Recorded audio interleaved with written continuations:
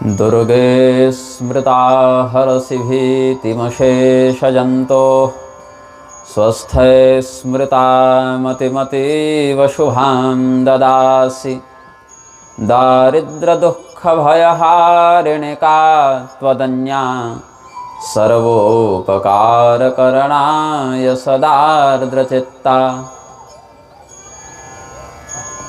दिव्यार्कबोधकमलोदरगर्भसंस्थं विश्वात्मकं परमनिर्मलसिद्धनाथं येनावतारितमहार्णवमध्यचन्द्रद्वीपान्तरे परमचिञ्चिणचित्प्रकाशम्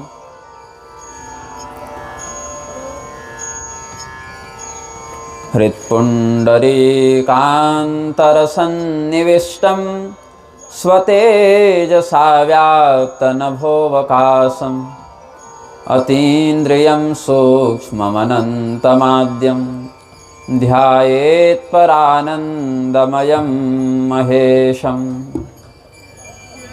श्रीनाथादिगुरुत्रयं गणपतिं पीठत्रयं भैरवं सिद्धौघं वटुकत्रयं पदयुगं दूतीक्रमं मण्डलं वीरानष्टचतुष्कषष्टिनवकं वीरावलिं पञ्चकं श्रीमन्मालिनिमन्त्रराजसहितं वन्दे गुरोर्मण्डलम्।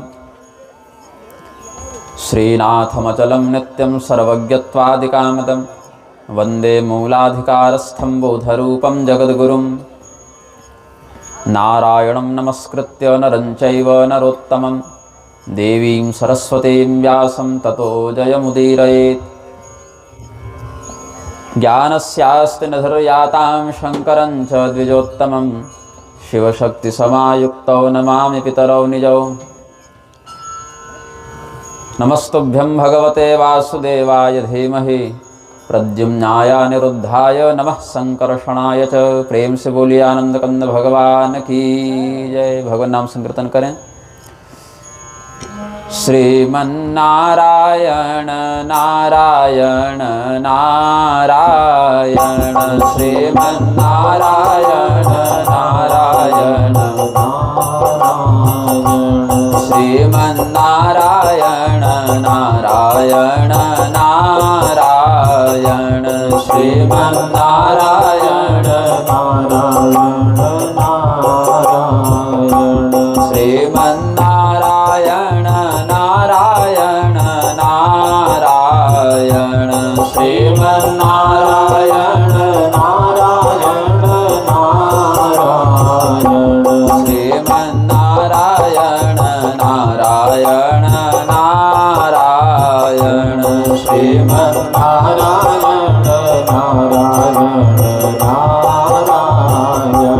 श्रीमन्नारायण नारायण नारायण श्रीमन्नारायण नारायण।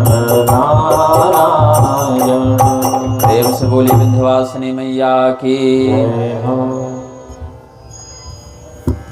श्रीमद् देवी भागवत महापुराण के अंतर्गत जो वृत्रासुर का उपाख्यान है, आज हम उसका वाचन करेंगे।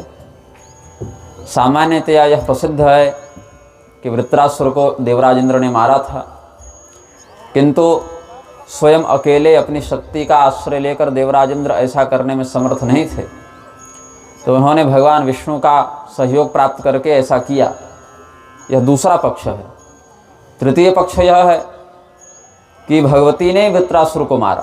तो इस विषय में राजा जन्मेजय को संदेह हो गया कि कथमेक वधोद्वाभ्याम कृतः स्यान् मुनिपुंगव तदेतत् श्रोतुमिच्छामि परम कौतूहलम हि मे। जब वृत्रासुर का वध इंद्र ने किया तो देवी जी ने कैसे फिर मारा, और देवी जी ने अगर मारा तो देवराज इंद्र को वृत्रहा क्यों कहा जाता है कि वृत्रासुर को मारने वाले आप हैं, ऐसा उनकी स्तुति में क्यों कहते हैं। तो यहाँ पर व्यास जी बताते हैं, युद्धं पुरा वासववृत्रयोर्यद् वेदे प्रसिद्धं च तथा पुराणे दुःखं सुरेन्द्रेण तथैव लब्धं हत्वा रिपुं त्वाष्ट्रम पापमेव चित्रं किमत्र नृपते हरिवज्रभृद्भ्यां यच्छदमना विनिहतस्त्रिशिरोऽथ वृत्रः मायाबलेन मुनयोऽपि विमोहितास्ते चक्रुश्च निन्द्यमनिशं किल पापभीता। देवराजेंद्र और वृत्रासुर का जो संग्राम इस सारस्वत कल्प में हुआ, जिसका वर्णन यहाँ किया गया है, उसमें वृत्रासुर का कोई विशेष अपराध नहीं था। जब हम श्रीमद् भागवतादि का अनुसरण करें तो उसमें वृत्रासुर ने देवताओं के ऊपर आक्रमण करके उनको पीड़ित करना आरंभ किया था, इतना ही वर्णन है। किंतु वृत्रासुर वस्तुतः पूर्व काल में चित्रकेतु नामक राजा थे और भगवान के भक्त थे। देवी शाप से ही उनका राक्षस योनि में पुनर्जन्म हुआ था। ये सब बातें भी ध्यातव्य हैं। लेकिन वृत्रासुर और देवराजेंद्र का जो सारस्वत कल्पगत वृत्तांत है उसमें थोड़ा भेद है। यहाँ वृत्रासुर को निरपराध कहा गया। हत्वा रिपुम त्वास्त्रमपापमेव, निष्पाप शत्रु को मारा। तो शत्रु अगर निष्पाप है तो क्यों मारा, और मारा तो किस विधान से मारा? तो कहते हैं कि जब बड़े बड़े ऋषि महर्षि भी मोहित होकर, माया से मुग्ध होकर अनुचित कर्म कर बैठते हैं, तो वैसा ही यहाँ पर समझना चाहिए कि भगवान विष्णु के सहयोग से देवराजेंद्र ने भी वृत्रासुर के वध में कुछ गड़बड़ कर दी। ब्रह्महत्या भी उनको बाद में लगी थी। तो यहाँ पर राक्षस को मारने के बाद इंद्र को ब्रह्महत्या क्यों लगी? इसीलिए कहा गया कि अग्नि ब्राह्मणों में गुरुतुल्य प्रतिष्ठित हैं। अग्निर्गुरुर द्विजातीनाम, देवताओं में भी अग्नि को ब्राह्मण देवता माना गया है। विश्वकर्मा त्वष्टा को भी ब्राह्मण देवता माना गया है। इसीलिए विश्वकर्मा के पद पर बैठे त्वष्टा के द्वारा मंत्र की आहुति जब अग्नि में पड़ी तो दोनों के संयोग से जिस राक्षस का जन्म हुआ वह भी जन्म के दृष्टिकोण से ब्राह्मण ही माना गया था। तस्मात् जातिस्तु जन्मना, ये कहते हैं। इसीलिए वृत्रासुर को मारने के बाद भी इंद्र को ब्रह्महत्या लगी। रावण को पितृवंश से ब्राह्मणत्व की संसिद्धि थी, इसीलिए उसको मारकर भी भगवान श्री रामचंद्र जी ने ब्रह्महत्या का प्रायश्चित किया है। यह स्कंद पुराण से और जैमिनीयाश्वमेध महाभारत इत्यादि से स्पष्ट है। तो यहाँ पर कहते हैं कि देवताओं में श्रेष्ठ एक त्वष्टा नामक प्रजापति हुए। त्वष्टा प्रजापतिर्ह्यासित देव श्रेष्ठो महातपा, देवानाम कार्यकर्ता च निपुणो ब्राह्मण प्रिय। त्वष्टा नामक एक प्रजापति जो कश्यप जी के पुत्र हैं, देवताओं में श्रेष्ठ उनकी गणना है। वे बड़े तपस्वी थे, देवताओं के पक्षधर भी थे, बहुत निपुण थे हर कार्य में, और सज्जनों के विप्रों के बड़े प्रिय थे। इंद्र के तेजस्विता से प्रतिहत द्विष्ट भाव से, द्वेष युक्त हृदय से उन्होंने एक पुत्र को जन्म दिया था जिसका नाम था विश्वरूप। विश्वरूपेति विख्यातम नामना रूपेण मोहनम। यह जो विश्वरूप है उसका स्वरूप कैसा है? 3 मस्तकों से ये युक्त हैं और एक एक मुख से एक एक कार्य करते थे। एक मुख से सात्विक वेदाध्ययन करते थे, वेद पाठ करते थे। दूसरे मुख से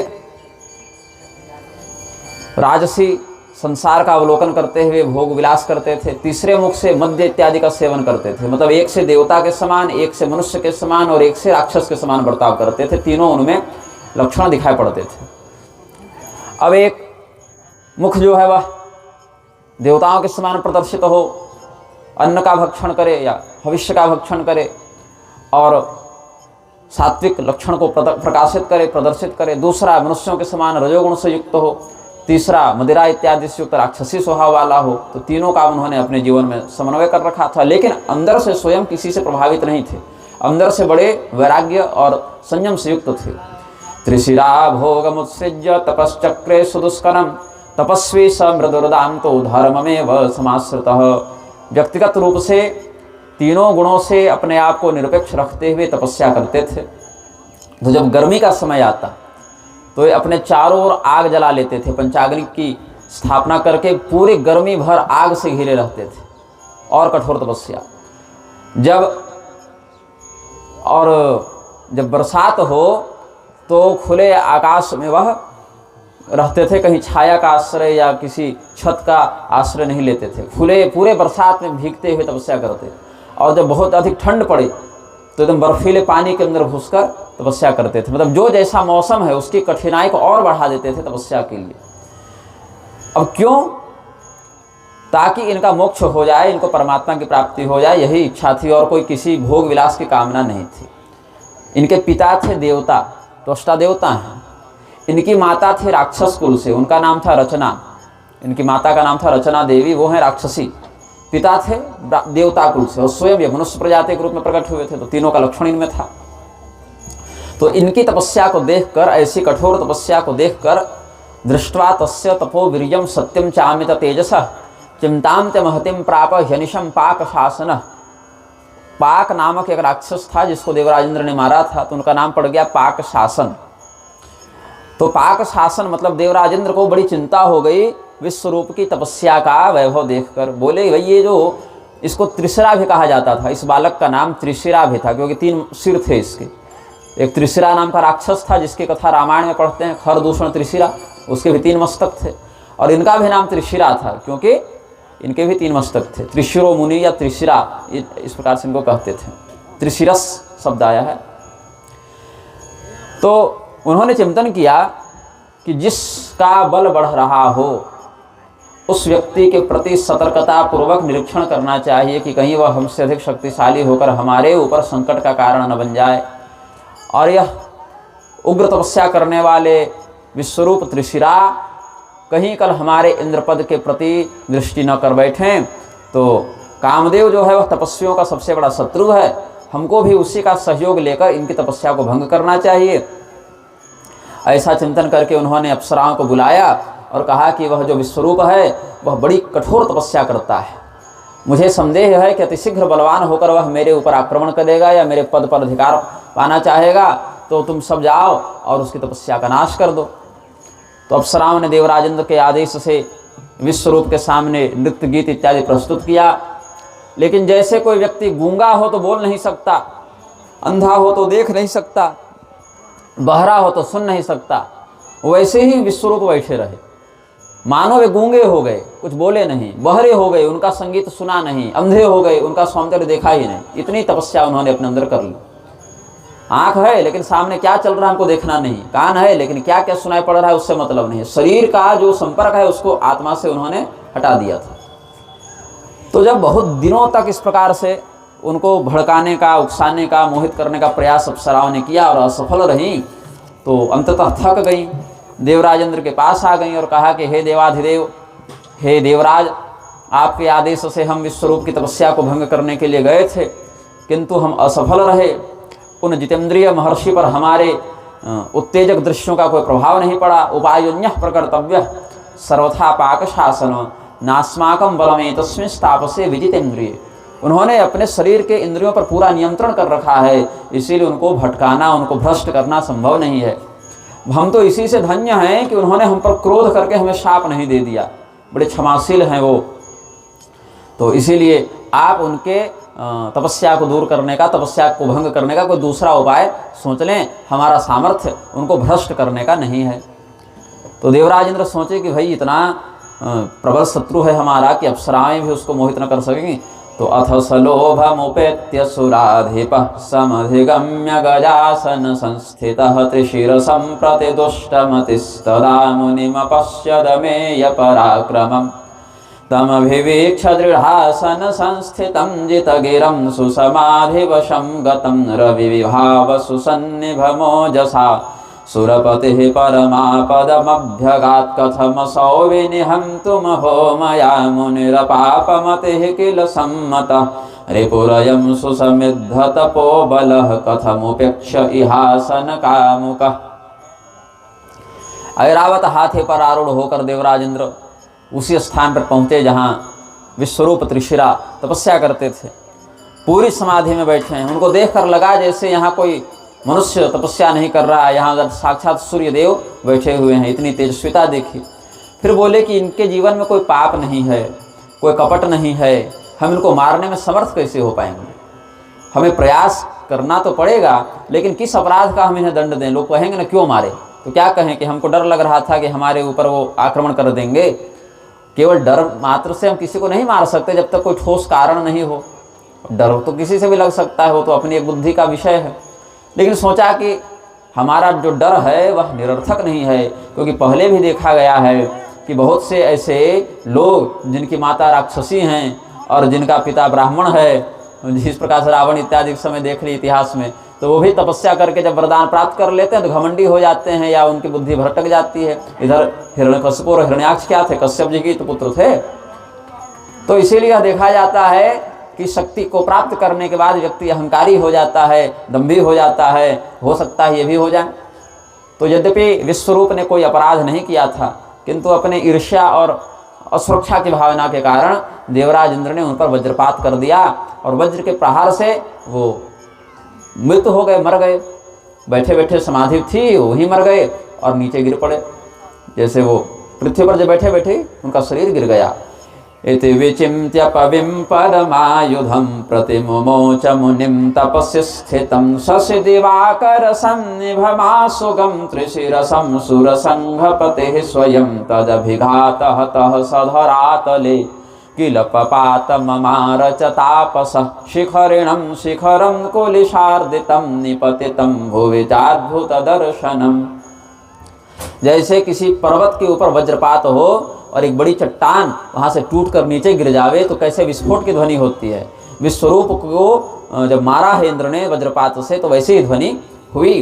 तो और भी उस क्षेत्र में अगल बगल कुछ ऋषि महर्षि तपस्या कर रहे थे जो अपने अपने ध्यान में थे। तो ये जो ध्वनि हुई, ये जो विस्फोट की का स्वर हुआ, उसका जो नाद हुआ, जो आवाज़ निकली, उससे ये सब जग गए और देखने लगे कि अरे ये ध्वनि कहाँ से आई। तो ध्यान गया कि देवराज इंद्र हाथी पर बैठे हैं और सामने विश्वरूप का जो शरीर है वो निष्प्राण पड़ा हुआ है। तो धिक्कारने लगे कि अरे तुम देवताओं के राजा हो, इतने इतने यज्ञ स्वयं तुमने 100 अश्वमेध यज्ञ किए और देवराज के पद पर बैठे, और ये तुम्हारी बुद्धि को क्या हो गया आज, अब तुम साधुओं पर आक्रमण करोगे। अरे तुम्हें वज्र क्यों दिया गया था, ताकि तुम धर्म की रक्षा करो, तुम दुष्टों का संहार करो, राक्षसों को यज्ञ का विध्वंस करने से रोको। और आज जो साधु है, निष्कपट है, जिसके मन में किसी के प्रति वैर नहीं, कोई छल नहीं, उसको तुम मारने के लिए अपने दिव्यास्त्र का प्रयोग करते हो। कोई बात नहीं, सही और गलत तो सब पर लागू होता है। तुम भले देवताओं के राजा हो, लेकिन इस पाप का दंड तुमको अवश्य मिलेगा। ऐसा कहने लगे, सब उनको डांटने लगे, वहाँ धिक्कारने लगे। तो देवराज इंद्र भी हाथी पर बैठकर चले गए। लेकिन पीछे मुड़कर एक बार देखा कि मर गया ना मेरा शत्रु, कि कहीं बेहोश तो नहीं हुआ है, क्योंकि तपस्वी तो बहुत बड़े थे। तो जब जाने लगे तो एक बार पीछे मुड़कर देखा तो उनको लगा कि ये बेहोश हुए, मरे नहीं। मर तो सच में गए थे, लेकिन शरीर मुर्दा जैसा लग नहीं रहा था। अभी भी लग रहा था जैसे सोए हुए हों या बेहोश हो गए हों। उनकी तेजस्विता में, उनकी चमक में कोई कमी नहीं आई थी। तो बहुत देर तक वो सोच विचार करते रहे। तम निहत्य तरसासुर राजो निर्जगाम निज मंदिर मासु सहतोपि विरराज महात्मा जीवमान इव तेजसाम निधि। तो उन्होंने सोचा अब क्या करें, अब तो वज्र था हमारे पास, वो चला दिया। अब इसका मस्तक तो कटा नहीं और ये मर गया कि नहीं मरा इसका भी परीक्षण हम कर नहीं पा रहे। तो बहुत देर वहीं खड़े रहे वो। बाकी ऋषि महर्षि उनको इस प्रकार से धिक्कारते हैं, फिर चुप हो गए, कब तक सुनाएंगे। वो भी अपना भजन पूजन में लग गए कि दंड तुमको मिलेगा, तुम बहुत ज़्यादा अहंकारी हो गए हो, ऐसा कहकर। तो देखा उधर एक बढ़ई आ रहा था। बढ़ई समझते हैं, लकड़ी का काम करते हैं, संस्कृत में कहते हैं तक्षा, मतलब काट छाँट करने वाला, जो लकड़ी का तक्षण करे, काट छाँट करे, तो बढ़ई को कहते हैं तक्षा। तो उसके हाथ में उसकी कुल्हाड़ी और आरी ये सब हथियार थे, उसके जो आयुध हैं उसके कारीगर के। तो उसको देवराज इंद्र ने बुलाया, तो उसने प्रणाम किया कि देवराज हमको बुला रहे हैं, क्या आदेश देंगे। तो कहा कि ऐसा करो, यह हमारा शत्रु मेरे द्वारा मार दिया गया है, लेकिन फिर भी मुझे शांति नहीं मिल रही है। मुझे लग रहा है कि हो सकता है फिर ये जिंदा हो जाए। तो तुम्हारे पास कुल्हाड़ी है, एक फरसा था, कुल्हाड़ी का बड़ा भाग फरसा हो गया बड़े रूप में, तो तुम इसी से इसका मस्तक काट दो, इसके जो 3 मस्तक हैं उनको काट कर अलग कर दो। तो तक्षा ने कहा महास्कंदो भीषम या भाति परसुर न तरिष्यति। इसका शरीर बहुत बड़ा है, बहुत बलिष्ठ है, और इस मेरा जो फरसा है इतना धारदार नहीं है कि इतने मजबूत कंधे से गर्दन को काटकर अलग कर दे। देवराज इंद्र ने कहा कि देखो, लकड़ी काटकर अलग कर दे रहे हो, चमड़ी काटना कौन सी बड़ी बात है, धार तो है। तुम कुछ और ही कारण बताना चाहते हो लगता है, इसमें फरसे में तो कोई दिक्कत नहीं है, बताओ क्या बात है। तो कहा कि देखिए, सत्य तो यही है देवराज कि ये बहुत घटिया काम है। मैं कसाई नहीं हूँ, हत्यारा नहीं हूँ, बढ़ई हूँ। लकड़ी काटना अलग बात है और व्यक्ति को काटना अलग बात है। तो मैं कसाई नहीं हूँ, मैं शिकारी नहीं हूँ, मैं बढ़ई हूँ। और उस पर भी अगर ये कोई दुष्ट होता तो मैं एक बार चला भी देता कि, लेकिन ये तो साधु हैं, संत हैं, एक तो आपने गलती कर ही दी।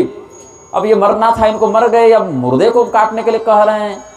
तो ये पाप हमसे नहीं होगा, और ये साधु एक बार मर ही गए तो इनको काट कर आपको कौन सा ऐसा बहुत बड़ा लाभ हो जाएगा, तो आपका तो पता नहीं, लेकिन अहम विभेमि पापाद वै मृतस्य च मारणे, मुझे तो पाप से डर लगता है, मैं ये पाप नहीं करूँगा। देवराज इंद्र बोले कि देखो मैं जानता हूँ ये मर गया है, लेकिन फिर भी ये जीवित के ही समान दिखता है, इसकी आकृति मलिन नहीं हो रही, इसमें मुर्दे के समान जो विकृति आनी चाहिए वो विकृति नहीं आ रही है, ऐसा लगता है इसमें अभी भी प्राण बचे हुए हैं। सजीव इव देहोयम आभाति विशदाकृते तस्माद् विभेमि मा जीवेन मुनि शत्रुरयम मम।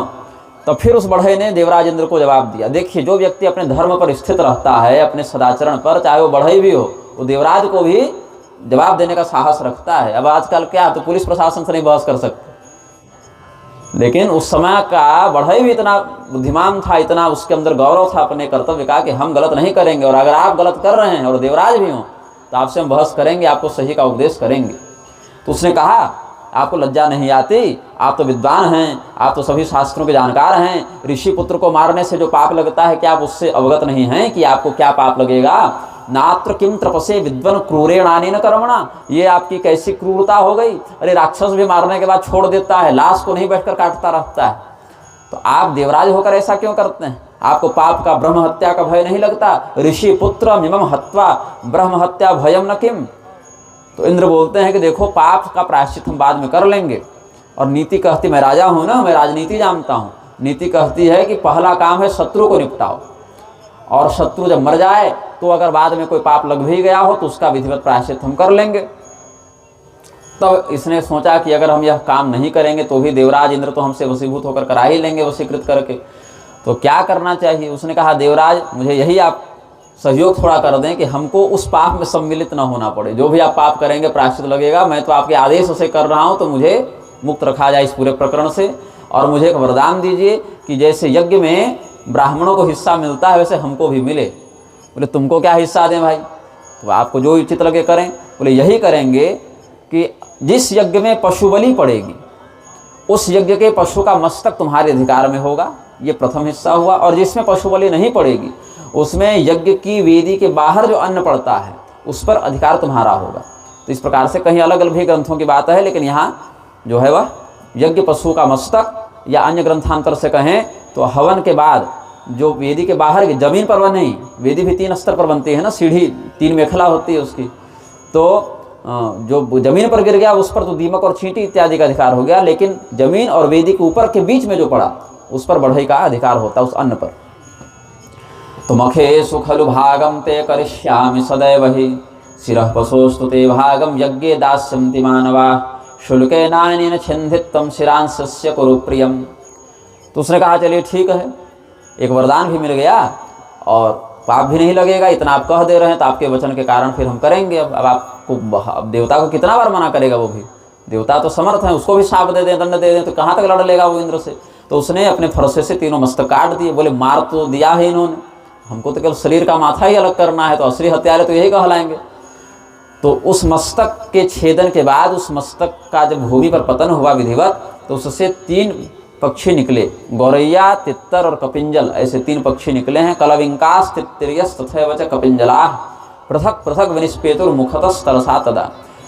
तो जिससे वेद पाठ करते थे, सोमरस का पान करते थे, उससे कपिंजल निकले, जिससे सभी दिशाओं को देखते थे और मनुष्य के समान काम करते थे, उससे तित्तर निकला, और कपिंजल पक्षी, और ये जो गौरैया है वो जिससे मधुपान इत्यादि करते थे, मादक द्रव्यों का सेवन, उससे वो निकले। तो जब मुख से पक्षी इत्यादि निकले तो ये समझ गए कि अब तो इसका प्राण बिल्कुल निकल गया, नए जीव के रूप में इसका कहीं व्यवस्थापन हो गया, अब ये दोबारा इस शरीर से जिंदा नहीं होगा। वो घर चले गए, देवराज इंद्र अपनी अमरावतीपुरी में, और बढ़ई भी अपने घर चला गया।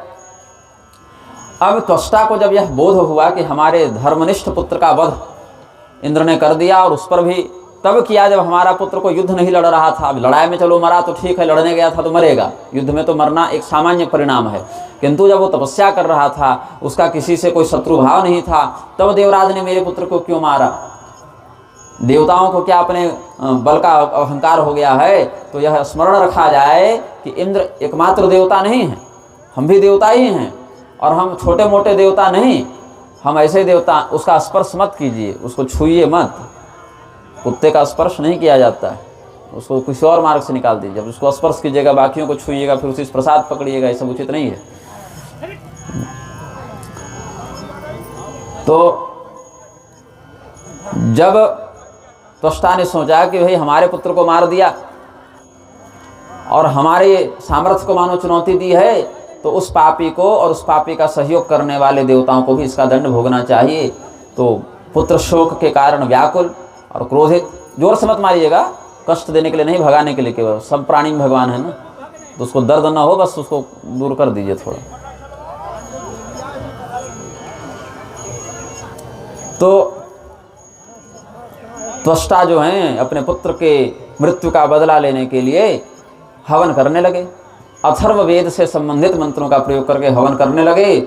8 रात्रि तक हवन किए हैं वो, इंद्र को मारने की इच्छा से मारण प्रयोग में बैठ गए। तो कृते होमेश्वरात्रम तो संदीप्ता च विभावसो प्रादुर्बभूव तरसा पुरुषः पावकोपमः। तो अग्निकुंड से आग की लपटें बढ़ने लगी अचानक। 8 दिन हवन रात रात को करते थे, तो 8 रात्रि तक हवन करने के बाद अचानक से वहाँ से पुरुष प्रकट हुआ। पुरुष कैसा था? आग की लपटों से ही वह बना हुआ था, ऐसा लगा, मतलब अग्नि की लपटें पुरुष की आकृति में आ गईं और फिर वह एक बहुत बड़े राक्षस के रूप में प्रकट हो गई। तो त्वष्टा ने कहा, इंद्र शत्रु विवर्धस्व प्रतापा तपसो मम। हे इंद्र के शत्रु, तुम हमारे प्रताप से, हमारे तपोबल का आश्रय लेकर बढ़ जाओ, जल्दी बड़े हो जाओ, जल्दी बड़े हो जाओ। तो वह इतना बड़ा हो गया कि मानो पैर हो गया धरती पर और माथा सट गया आकाश में। वह लपट जो बढ़ी, लपट वाला जो ज्वालामाली पुरुष था, ज्वालामाली मतलब अग्नि की ज्वाला को ही जिसने धारण किया हुआ है, आकाश तक वह पहुंच गया। फिर वहां से कहता है कि आप मेरे स्वामी हैं, मेरे पिता हैं, आप बताइए कि मेरे लिए क्या आज्ञा है, मैं कौन हूँ, मेरा नाम क्या है, मेरा काम क्या है, ये बताइए। तो त्वष्टा प्रसन्न हो गए, बोले तुम क्या कर सकते हो, पहले ये बताओ, तुम्हारा सामर्थ्य क्या है, जितनी ताकत होगी उतना ही ना काम बताएंगे। बोले कि आप हमारे पिता हैं और आपका चेहरा मुझे बड़ा उदास दिख रहा है, लगता है किसी बात से आपको बहुत कष्ट है, बहुत चिंता है। तो पिताजी, अब अगर आप आदेश देंगे तो मैं पूरा समुद्र पीकर सुखा दूंगा, सभी पर्वतों को हाथ में मसल कर मैं बालू बना दूंगा, चूर्ण बना दूंगा, सूर्य उग रहे हों उनको मैं स्तंभित कर दूंगा और देवराज इंद्र, यमराज इत्यादि सबको मैं मारकर आपके सामने ले आऊंगा। आप केवल बोलिए, हम सब करने में समर्थ हैं। पराक्रम पर मत जाइए कि क्या कर सकते हैं, जो कहिएगा सो कर सकते हैं, असंभव को भी संभव बना सकते हैं। अब त्वष्टा का मुख खुल गया, खिल गया। कहते हैं कि देखो, वृजनात्रात मधुना यस्मात् छक्तो से पुत्र का तस्माद वृत्र इति ख्यातम तव नाम भविष्यते। वृजिन मतलब कष्ट से, त्राण मतलब रक्षा करने के लिए तुम आए हो, इसलिए तुम्हारा नाम होगा वृत्र। वृजिन से त्राण करो, वृजनान माम त्रायस्व। वृ मतलब कष्ट और त्र मतलब रक्षा, त्राही त्राही कहते हैं ना, त्र मतलब रक्षा और वृ मतलब वृजिन मतलब कष्ट दुख। तो वृजिन से तुम हमें रक्षा करने में समर्थ हो, इसलिए तुम्हारा नाम होगा वृत्र। बोले अच्छा, और ये तो नाम हो गया, वो काम क्या है? तो काम बताए कि तुम्हारे बड़े भाई थे विश्वरूप, त्रिशिरा, निरपराध थे, तपस्या में बैठे हुए थे और इंद्र ने बड़ी निर्लज्जता और क्रूरता के साथ उनका वध कर दिया है। तो तुम ऐसा करो, जिस भी देवता के पास जो दिव्य अस्त्र शस्त्र हैं सब तो विश्वकर्मा के ही बनाए हुए हैं, तो हम तुमको सब अस्त्र शस्त्र दे देते हैं। 5 देवता बैठते हैं विश्वकर्मा के पद पर, उसमें एक त्वष्टा भी हैं। विश्वकर्मा का सम्मिलित रूप अलग है और फिर 5 देवताओं का एक समूह भी विश्वकर्मा का दल बनाता है। तो एक उसमें मैदानों भी विश्वकर्मा के रूप में जाने जाते हैं, राक्षस होने के बाद भी। तो ऐसे कुछ शिल्पियों का वह समूह है। तो यहाँ पर कहते हैं कि देखो, हम तुम्हारे पास जो भी अस्त्र शस्त्र तुमको जिस देवता को मारने के लिए चाहिए, यमराज के पास दंड है, हम तुमको भी काल दंड बना कर देंगे। इंद्र के पास वज्र है, हम तुमको भी वज्र बना कर देंगे। कुबेर जी के पास गदा है, हम तुमको भी गदा बना कर देंगे।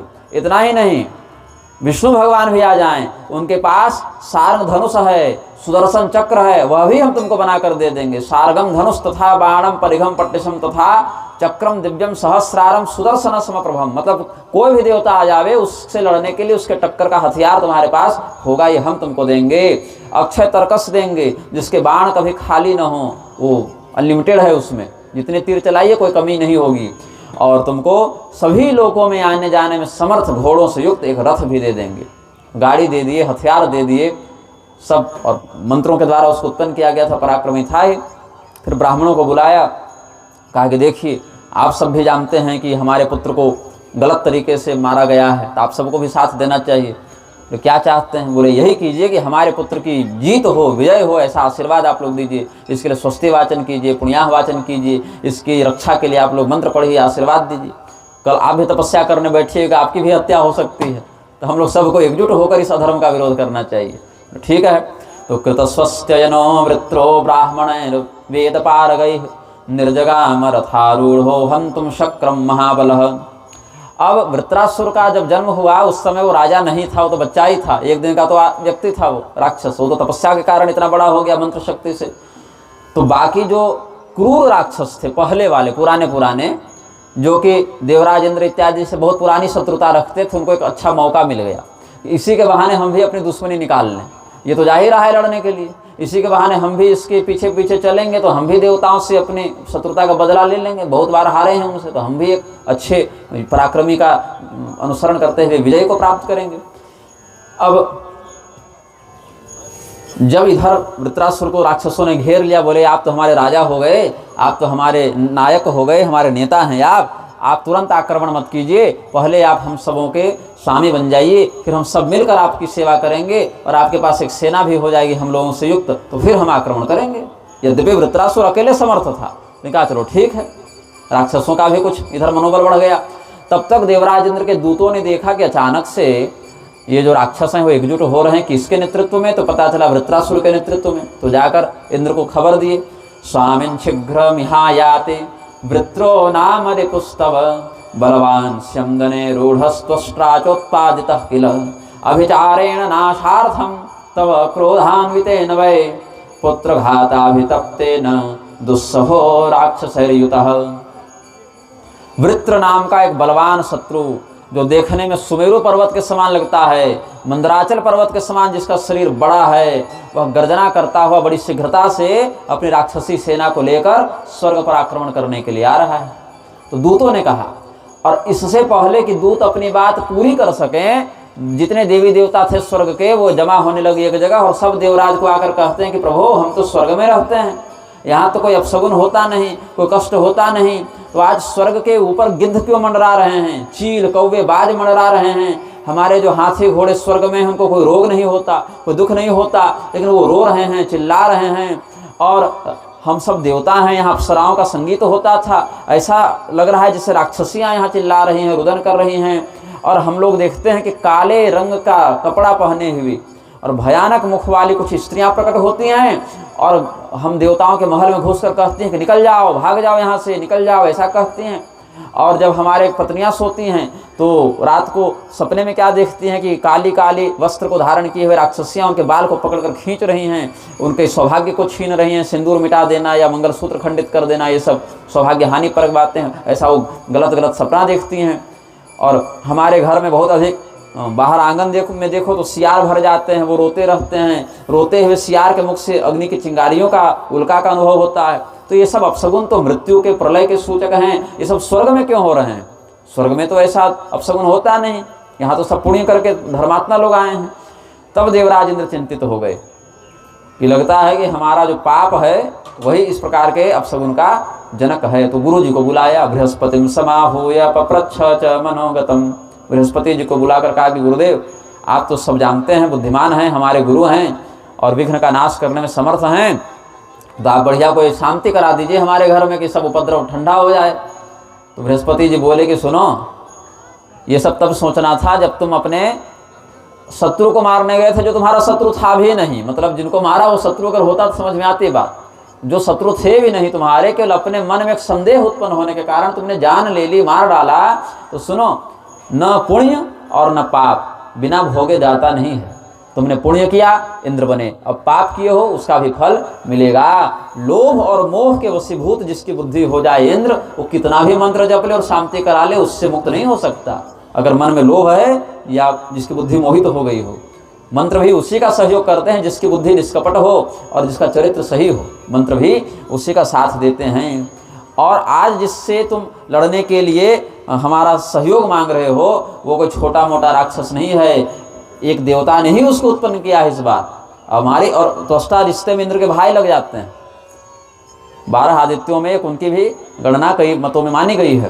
तुम्हारे भाई लग जाते हैं, तुम्हारे भाई ने ही तुम्हारे ऊपर यह संकट भेजा। क्यों? क्योंकि तुमने अपने ही परिवार में ऐसा संदेह करके निरपराध व्यक्ति को मार दिया, और वह देवताओं के द्वारा तो नहीं मारा जा सकता तुम्हारा शत्रु, क्योंकि एक तो स्वयं पराक्रमी, ऊपर से जिस देवता ने तुम्हारे अस्त्र शस्त्र बनाए उसी ने उसको भी अस्त्र शस्त्र दिए हैं बनाकर, वही पिता हैं उनके। तो इसीलिए अगर तुम यह सोचते हो कि हम कोई पूजा पाठ कर दें, हवन कर दें और तुम्हारा उपद्रव शांत हो जाए, या तुम अपने दिव्यास्त्रों से उसको मारने में समर्थ हो जाओ, तो इंद्र ये तुम्हारी मूर्खता है। अब लड़ना है कि भागना है ये तुम पर मैं छोड़ता हूँ, लेकिन हमारी ओर से कोई विशेष सहयोग की आशा मत करना। तो इंद्र को बड़ी चिंता हुई, तब तक वो पहुँच ही गया। ये सब मीटिंग हो रही थी, बैठक चल रही थी, विचार विमर्श हो रहा था, तब तक वृत्रासुर पहुँच गया। दरवाजे पर खड़ा होकर ललकारा, घरे साधुओं पर प्रहार करने वाला, तपस्वियों का हत्यारा कहाँ बैठा है, छिपा है, निकल बाहर। मैं अपने भाई की हत्या का बदला लेने के लिए उपस्थित हूँ, या तो मुझसे युद्ध करो या फिर स्वर्ग का परित्याग करके कहीं कंदरा में गुफा में जाकर छिप जाओ। तो देवराज इंद्र ने सभी देवताओं को निर्देश जारी किया कि आप सब जल्दी आ जाइए, युद्ध के लिए व्यूहबद्ध हो जाइए। वसुओं को 8 तो वसु देवता हो गए, 11 रुद्र हो गए, 2 अश्विनी कुमार, 12 आदित्य ऐसे हो गए। और आदित्यों में ही पूषा, भग और अन्य जो लोकपाल हैं, वरुण, वायु, कुबेर, यमराज, ये सब पहुंच गए अपने अपने आयुध के साथ। और देवराज इंद्र सबसे आगे अपने गुरु जी को किए कि आप बढ़िया स्वस्ति वादन करते हुए चलें, और उनके पीछे स्वयं ऐरावत हाथी पर बैठकर चले, और जिस जिस देवता के पास जो वाहन था उस पर बैठकर सब चले हैं। तो मानसरोवर जहाँ पर है वहाँ से और उत्तर की ओर जाएं तो वहाँ जो शिखर है उसी शिखर को घेर कर ये सब वहीं पर अपनी सेना को व्यूह सजाकर मोर्चाबंदी करके वहीं पर थे। मानसरोवर से उत्तर में जो पहाड़ी है, हिमालय का जो शिखर है, वहीं पर ये युद्ध करने का निर्णय करते हैं।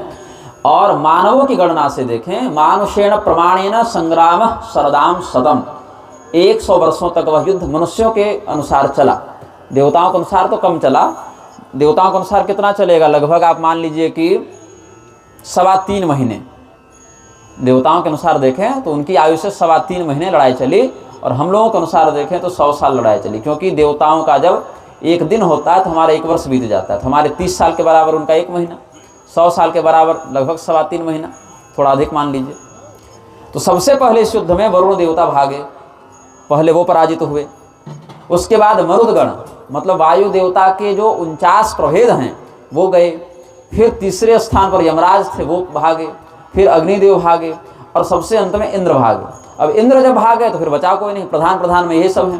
पहले वरुण, फिर मरुदगण, वायु, फिर यमराज, फिर अग्नि, फिर इंद्र, ऐसे पलायन किए। तो जब ये भाग रहे थे अपने अपने हथियार को छोड़कर, तो वृत्रासुर ने पीछा नहीं किया। क्यों? क्योंकि युद्ध धर्म कहता है कि हथियार छोड़कर भागते हुए शत्रु पर प्रहार नहीं करना चाहिए। तो ये भी बड़ा नियम से लड़ा।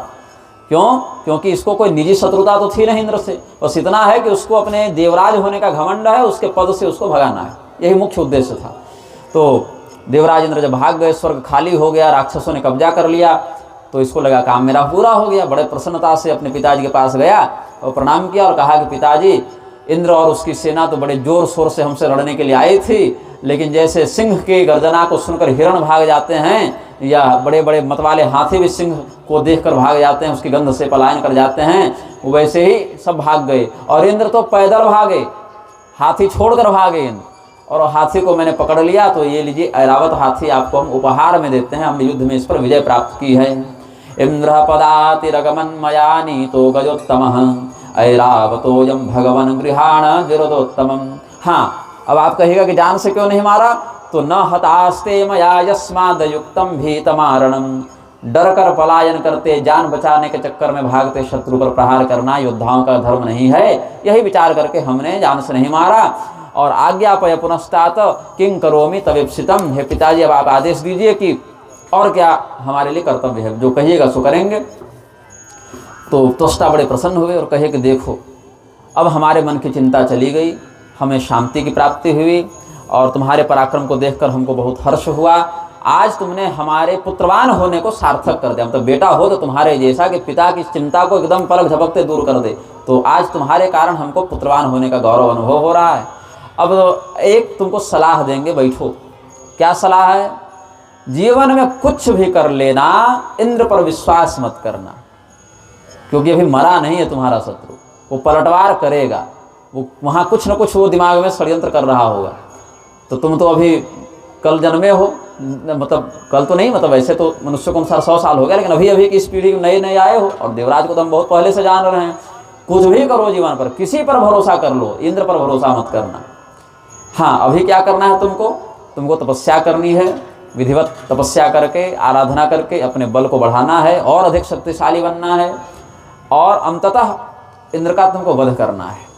और इंद्र का वध करने के लिए तुमको क्या करना पड़ेगा?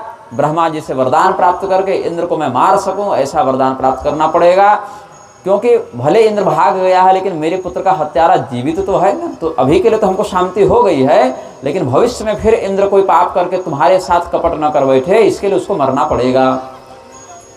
तो बोले ठीक है पिताजी, अगर हमको ये थोड़ा संकेत पहले होता तो हम वहीं मार दिए होते, भागने का मौका ही नहीं देते। लेकिन ठीक है, हम तपस्या करेंगे और इंद्र को मारने लायक वरदान प्राप्त करेंगे। तो गंधमादन पर्वत पर जाकर वहाँ देखा बगल से गंगा जी बह रही हैं। गंगा जी में स्नान किया और कुशा बिछा लिया और वहीं दृढ़तापूर्वक बैठ गया और योग मार्ग पर प्राणों को स्थित करके अन्न जल का परित्याग करके त्यक्त्वान्नम वारिपानम च योगाभ्यास परायण ध्यायन विश्वसृजम चित्ते सोपविष्ट स्थिरासने। स्थिर आसन पर बैठकर वृत्रासुर ब्रह्मा जी का ध्यान करने लगा। अब इंद्र को फिर चिंता हो गई कि एक तो इसका भाई था, वो तो लड़ता भी नहीं था, केवल जपता था, उससे हमको इतनी चिंता हो गई। ये तो पराक्रमी है, बिना तपस्या के हमको हरा चुका है, अब तपस्या करने बैठकर क्या करेगा। तो इंद्र ने फिर कहा कि कुछ करना पड़ेगा। तो और जो बचे खुचे उनके पास गंधर्व, यक्ष, नाग, सर्प, किन्नर, विद्याधर, अप्सरा, देवदूत सब थे। वो कहा कि जाकर उसकी तपस्या भंग करो। अब इधर देवराज का आदेश था तो गंधर्व उधर भी नहीं मना कर सकते हैं। जाकर विघ्न डालने का प्रयास किया, लेकिन सफल नहीं हुए। तो इसने 100 वर्षों तक तपस्या भी की है। 100 वर्षों के बाद ब्रह्मा जी आए, बोले कि हे त्वष्टा के पुत्र, त्वष्ट पुत्र, तुम सुखी रहो, पुत्र तुम्हारा कल्याण हो। अब तुम्हें अधिक तपस्या की कोई आवश्यकता नहीं है, हम प्रसन्न हो गए। तुम्हारा शरीर बहुत दुबला पतला हो गया है। तपसा त्यज्य तुष्टोस्मि त्वाम दृष्ट्वा चाति कर्षितम। तुम्हारा शरीर बहुत दुबला पतला हो गया है, इस कठोर तो अन्न जल छोड़ दिया था, लेकिन तुम्हारी जो जितेंद्रियता है, तुम्हारा जो संयम है, तुम्हारी जो एकाग्रता है बहुत उत्तम है। तो तुम जो चाहो सो हमसे मांग लो। तो वृत्रासुर के नेत्र खुले, ध्यान उसका पूरा हुआ। खड़ा हुआ, देखा कि ब्रह्मा जी हैं, तो खड़ा हो गया, रोने लग गया। खुशी के मारे, प्रसन्नता के मारे रोने लगा, कुछ बोल नहीं सका। वृत्रस्तदाति विशदां पुरतो निशम्य वाचं सुधा समरसां जगदेक कर्तुः संत्यज्य योग कलनां सहसोदतिष्ठत् संजात हर्ष नयनाश्रुकला कलापः। तो पहले तो खूब जी भर के रोया है, प्रसन्नता से गदगद हो गया भक्ति के कारण। फिर ब्रह्मा जी का चरण पकड़ के वहीं सो गया, दंडवत प्रणाम करके माथा टेक दिया चरणों पर। पादौ प्रणम्य शिरसा प्रणयाद विधातुर्बद्धांजलिः पुरत एव समाससाद प्रोवाच तं सुवरदं तपसा प्रसन्नं प्रेम्णाति गदगद गिरा विनयेन नम्र। फिर हाथ जोड़कर माथा झुकाकर बहुत भक्ति से उसने कहा कि हे ब्रह्मदेव, मुझे सभी देवताओं के पितामह आपका दर्शन मिल गया, अब हमको क्या चाहिए। आप जैसे अंतर्यामी देवता के सामने अगर हम मुंह से बोलकर अपनी भावना व्यक्त करें तो आपका अपमान करना हुआ, फिर भी आपका आदेश है तो हम अपनी बात बताते हैं। तो एक ही श्लोक में सारे वरदानों को इसने मांग लिया है। मृत्युश्च मा भवतु मे किल लोह काष्ठ शुष्कार्द्रवंश निचयैरपरैश्च शस्त्रैः वृद्धिं प्रयातु मम वीर्यमतीव युद्धे यस्माद् भवामि सबलैरमरैरजेयः। मैं लोहे से बनी किसी वस्तु से न मरूं, लकड़ी से बनी किसी वस्तु से न मरूं, सूखी किसी वस्तु से न मरूं और गीली किसी वस्तु से न मरूं। किसी भी प्रकार का ऐसा कोई तत्व जो संसार में हथियार के रूप में जाना जाता हो, उससे हम न मरें। मारेंगे किसी हथियार से मारेंगे, बहुत होगा तो लाठी से मारेंगे। अब लाठी क्या है, दोनों में है, हथियार भी है और नहीं भी है। लाठी का प्रयोग आप कैसे करते हैं उस पर है, कि हथियार है कि नहीं है। लेकिन तलवार है या चाकू है, उसको तो सीधे सीधे हथियार के रूप में माना जा सकता है। लेकिन लाठी को थोड़ा छूट है, क्योंकि लाठी तो बूढ़े के हाथ में होगी, कोई विकलांग होगा उसके हाथ में होगी, या जो पशुपालक है वो भी एक सुरक्षा के लिए रख लेते हैं। लेकिन लाठी सीधे हथियार ऐसा नहीं कर सकते, वो तो लकड़ी का ही एक टुकड़ा है। तो लोहे से बने किसी से चीज़ से न मरें, लकड़ी से बने भी किसी चीज़ से न मरें, या किसी भी ऐसी चीज़ से न मरें जिसको हथियार माना जाता हो, या अगर कोई गीली वस्तु हो तो न मरे और सूखी वस्तु हो तो भी न मरे, और मेरा पराक्रम प्रति युद्ध बढ़ता जाए। ये नहीं कि युद्ध लड़े तो थक गए अब आराम चाहिए, नहीं, युद्ध से हमारे पराक्रम की वृद्धि हो, हानि ना हो। लड़ना छोड़ दे तो भले कमजोर पड़ जाए, लेकिन जब लड़ने जाए तो जितना लड़े उतनी हमारी ताकत बढ़े। और इस प्रकार जितने देवता हैं सबसे अजेय हो जाएं, आमने सामने कोई मुझे मार न सके। ब्रह्मा जी हंसने लगे, बोले, उनको हिरण्यकशिपु की याद आ गई ना, तो कहा दिन में न मरे रात में न मरे वाले फॉर्मूला पर ही चले हो तुम, लेकिन इसमें जोड़ दिया है कि सूखे से न मरे गीले से न मरे। तो हंसने लगे, बोले अच्छा जाओ कोई बात नहीं, न सूखी न गीली न लकड़ी, और हम जोड़ देते हैं पत्थर से भी नहीं मरोगे। अब कहे लोग पत्थर मार मार कर प्राण ले लिए, लकड़ी और लोहा तो था नहीं, तो जाओ इतना हम जोड़ देते हैं कि तुम्हारा मरण पत्थर से भी नहीं होगा। न शुष्केण न चार्द्रेण न पाषाणे न दारुणा भविष्यति च ते मृत्युरिति सत्यम ब्रवीम्यहम्। ब्रह्मा जी वरदान देकर चले गए और वृत्रासुर अपने घर आ गया। पिताजी को शुभ समाचार सुनाया कि आपके आदेश से हमने तपस्या भी कर ली, सफलता भी प्राप्त कर ली और यही वरदान लेकर आए हैं। तो पिताजी को भी बड़ा अच्छा लगा, बोले पुत्र तुम तो बहुत योग्य हो, बड़े पितृभक्त हो, तुम्हारा कल्याण हो, स्वस्तितेस्तु महाभाग। अब आदेश क्या है, तो जहि शक्रम नृपुम मम हत्वा गच्छत्रि शिरसो हंतारम पाप संयुतम। जाकर इंद्र का अब तुम वध करो और सदैव के लिए मेरे मन में जो पुत्र शोक है उसको समाप्त कर दो। क्यों? जीवितो वाक्य करणाच्छया हे भूरि भोजनात् गयायाम पिंडदानाच्च त्रिभे पुत्रस्य पुत्रता। बेटा बेटा बनता कैसे? अगर जीवन में 3 काम किए हो तो पुत्र हो, और नहीं तो मूत्र हो। क्या कहें? तो पुत्र कैसे हो? जब तक पिताजी जीवित हैं तब तक उनकी आज्ञा का पालन किया जाए। ये पुत्र का प्रथम पुत्रत्व हुआ। फिर पिताजी जब, या माता जो भी हैं, माता भी इसी में सम्मिलित हैं, पिताजी अकेले थोड़े पुत्र के पिता हैं, माँ के साथ ही हैं, मतलब दोनों को जोड़कर देखना है। और जब वो गुजर जाएं माता पिता, तो उनकी मृत्यु तिथि पर विप्र भोजन ब्राह्मण भोजन इत्यादि कराए और उचित अवसर पाते ही गया में जाकर पिंडदान करे। ठीक है, तो मतलब वाक्य इतना ही कहता है, ये नहीं कि केवल गया में ही पिंडदान करे। ये तो एक अर्थवाद के रूप में है कि गया जैसे श्रेष्ठ तीर्थों में जहाँ जहाँ श्राद्ध की जैसी महिमा है। अब कहें कि गया कर लिया, घर में फिर न करेंगे, ब्रह्मकपाली नहीं करेंगे, प्रयाग नहीं करेंगे, तो ऐसा नहीं। जिन जिन तीर्थों में संभव हो, सामग्री हो, सामर्थ्य हो, उपलब्धता, वहाँ वहाँ पितरों के उद्धार के लिए श्राद्ध तर्पण करते रहना चाहिए। ये पूरी बात हो गई। तो विद्वानों को पूरी बात बताने की जरूरत नहीं पड़ती, संकेत कर दिया कि ये कर लेना। जैसे अब कोई व्यक्ति कहेगा कि जरा चावल दाल बना दो, तो चावल दाल बनाने में वह अलग से नहीं कह रहा कि देखो पहले चावल को धोना और साफ करना, कीड़े मकोड़े चुन लेना तब बनाना। उतना बुद्धिमान व्यक्ति स्वयं समझ जाएगा कि चावल बनाना है तो कीड़ा मकोड़ा पत्थर नहीं डाल देना है, थोड़ा उसको शुद्ध करके बनाना है। तो हर बात पूरी नहीं बताई जाती। बुद्धिमान व्यक्ति को एक बात कह दी जाए तो पूरी प्रक्रिया को ठीक से समझ लेता है। तो जब तक माता पिता जीवित हों तो उनकी आज्ञा का पालन किया जाए, ये पहला हो गया। जब वो मर जाएं तो विधिवत अंतिम संस्कार करके और जैसा सामर्थ्य हो उनके वार्षिक पर ब्राह्मण भोजन इत्यादि या उनके नाम से दान धर्म करते रहना है।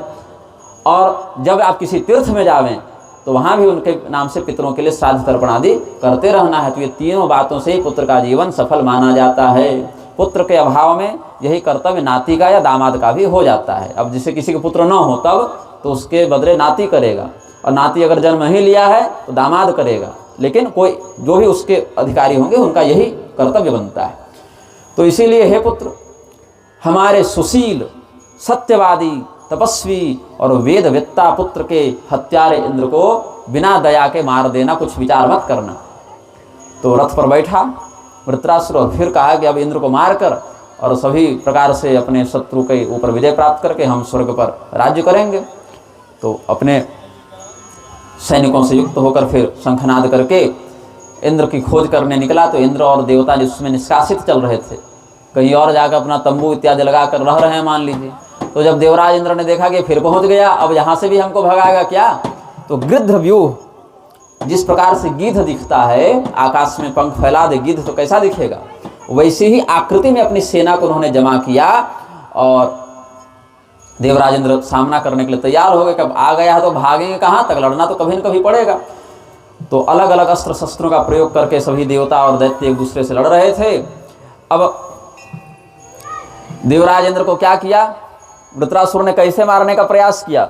सबसे पहले देवराज इंद्र को पकड़ा और उनके कवच को खोला। बहुत बड़ा था वृत्रासुर और इंद्र उसके सामने छोटे हो गए और उसका शरीर बहुत बड़ा था। तो उसने जैसे कोई व्यक्ति चूहा को पकड़ ले या बिल्ली के बच्चे को पकड़ ले, मान लीजिए, उतना ही वैसे पकड़ लिया। अब चूहा कितना लड़ेगा आपसे? तो वृत्रासुर के कवच को पहले हटाया, फिर पूरा कपड़ा खोल दिया इंद्र। वृत्रासुर ने इंद्र के पहले कवच को हटाया, फिर पूरे वस्त्रों को हटाया, फिर मुंह में डाल लिए। राक्षस था ये। तो क्या करता है, अपावृत्य मुखे क्षिप्त्वा स्थितो वृत्रशतक्रतुम मुदितो भुवन महाराज पूर्व वैर मनुस्मरन। इस प्रकार से मारेंगे। तो अभी इंद्र मरे नहीं हैं, अमृत पिए थे ना, तुरंत कैसे मरेंगे? तो तड़पेंगे, दर्द होगा, जिंदे पचते रहेंगे। मान लिया अगर पेट में तो गए नहीं, अभी मुख में रखा है, अभी निगला नहीं है, बस थोड़ा तड़पा कर मारेंगे, ये सोच रहा है। तो अब सभी देवता हाहाकार करते भाग गए। हा सक्रेति मुहुर्मुहुः, अरे देवराज को निगल लिया, देवराज को खा लिया, ऐसा करने लगे। तो गुरु जी के पास गए कि देव सेना के मध्य से इंद्र को उठा लिया। हम लोग सोचे चारों ओर से घेर कर हम लोग रहेंगे तो नहीं मार पाएगा इंद्र को, उसने तो ऊपर से उठा कर निगल लिया। तो अब क्या करें बताइए? आप इंद्र को बचाने के लिए कुछ अभिचार कीजिए, कुछ मंत्र मारिए वृत्रासुर पर। तो बोले क्या करें, वो भी तपस्या करके आया है, वो भी बड़ा तपस्वी है, और कैसे उसको मार पाए? मारने में समर्थ होते तो पहले मंत्र न मार दिए होते उस पर। बोले अच्छा ठीक है, कुछ करते हैं। तो मंत्र चलाना प्रारंभ किया। तो वृत्रासुर के ऊपर जब मंत्र का असर हुआ तो उसको नींद आने लगी। तो जम्हाए लिया इंद्र, वृत्रासुर ने। तो जब जम्हाए लिया तो मुंह खुला, वही अवसर चाहिए थे, इंद्र को कूद कर भागे अलग। तो असृजम तमहा सत्वाम द्रिम्भिकाम रिपुनाशिनीम ततो विजृंभमाणस्य व्यावृतास्यो बभूवः। तो जब मुख खोला जम्हाए लेने के लिए, तब तक इंद्र देखे कि मुख खुल गया, भाग गए। अब इसको क्या वरदान था कि जितना हम युद्ध करें उतना हमारा पराक्रम बढ़े। बाकी देवता एक समय आने पर थक गए और इंद्र तेजोहीन हो गए, वृत्रासुर का बल बढ़ गया। तो फिर सब युद्ध से भाग गए। अब इसके बाद मारने में तो समर्थ नहीं हुआ उस समय, क्योंकि भाग गए समय रहते जान बचाकर, तो पकड़ने में समर्थ नहीं हुआ। फिर सोचा अच्छा कोई बात नहीं, आज न कल तो मिलेगा ही इंद्र, जब तक भागेगा कहीं भी जाएगा, ब्रह्मांड के अंदर ही तो रहेगा, ब्रह्मांड से बाहर कहाँ जाएगा।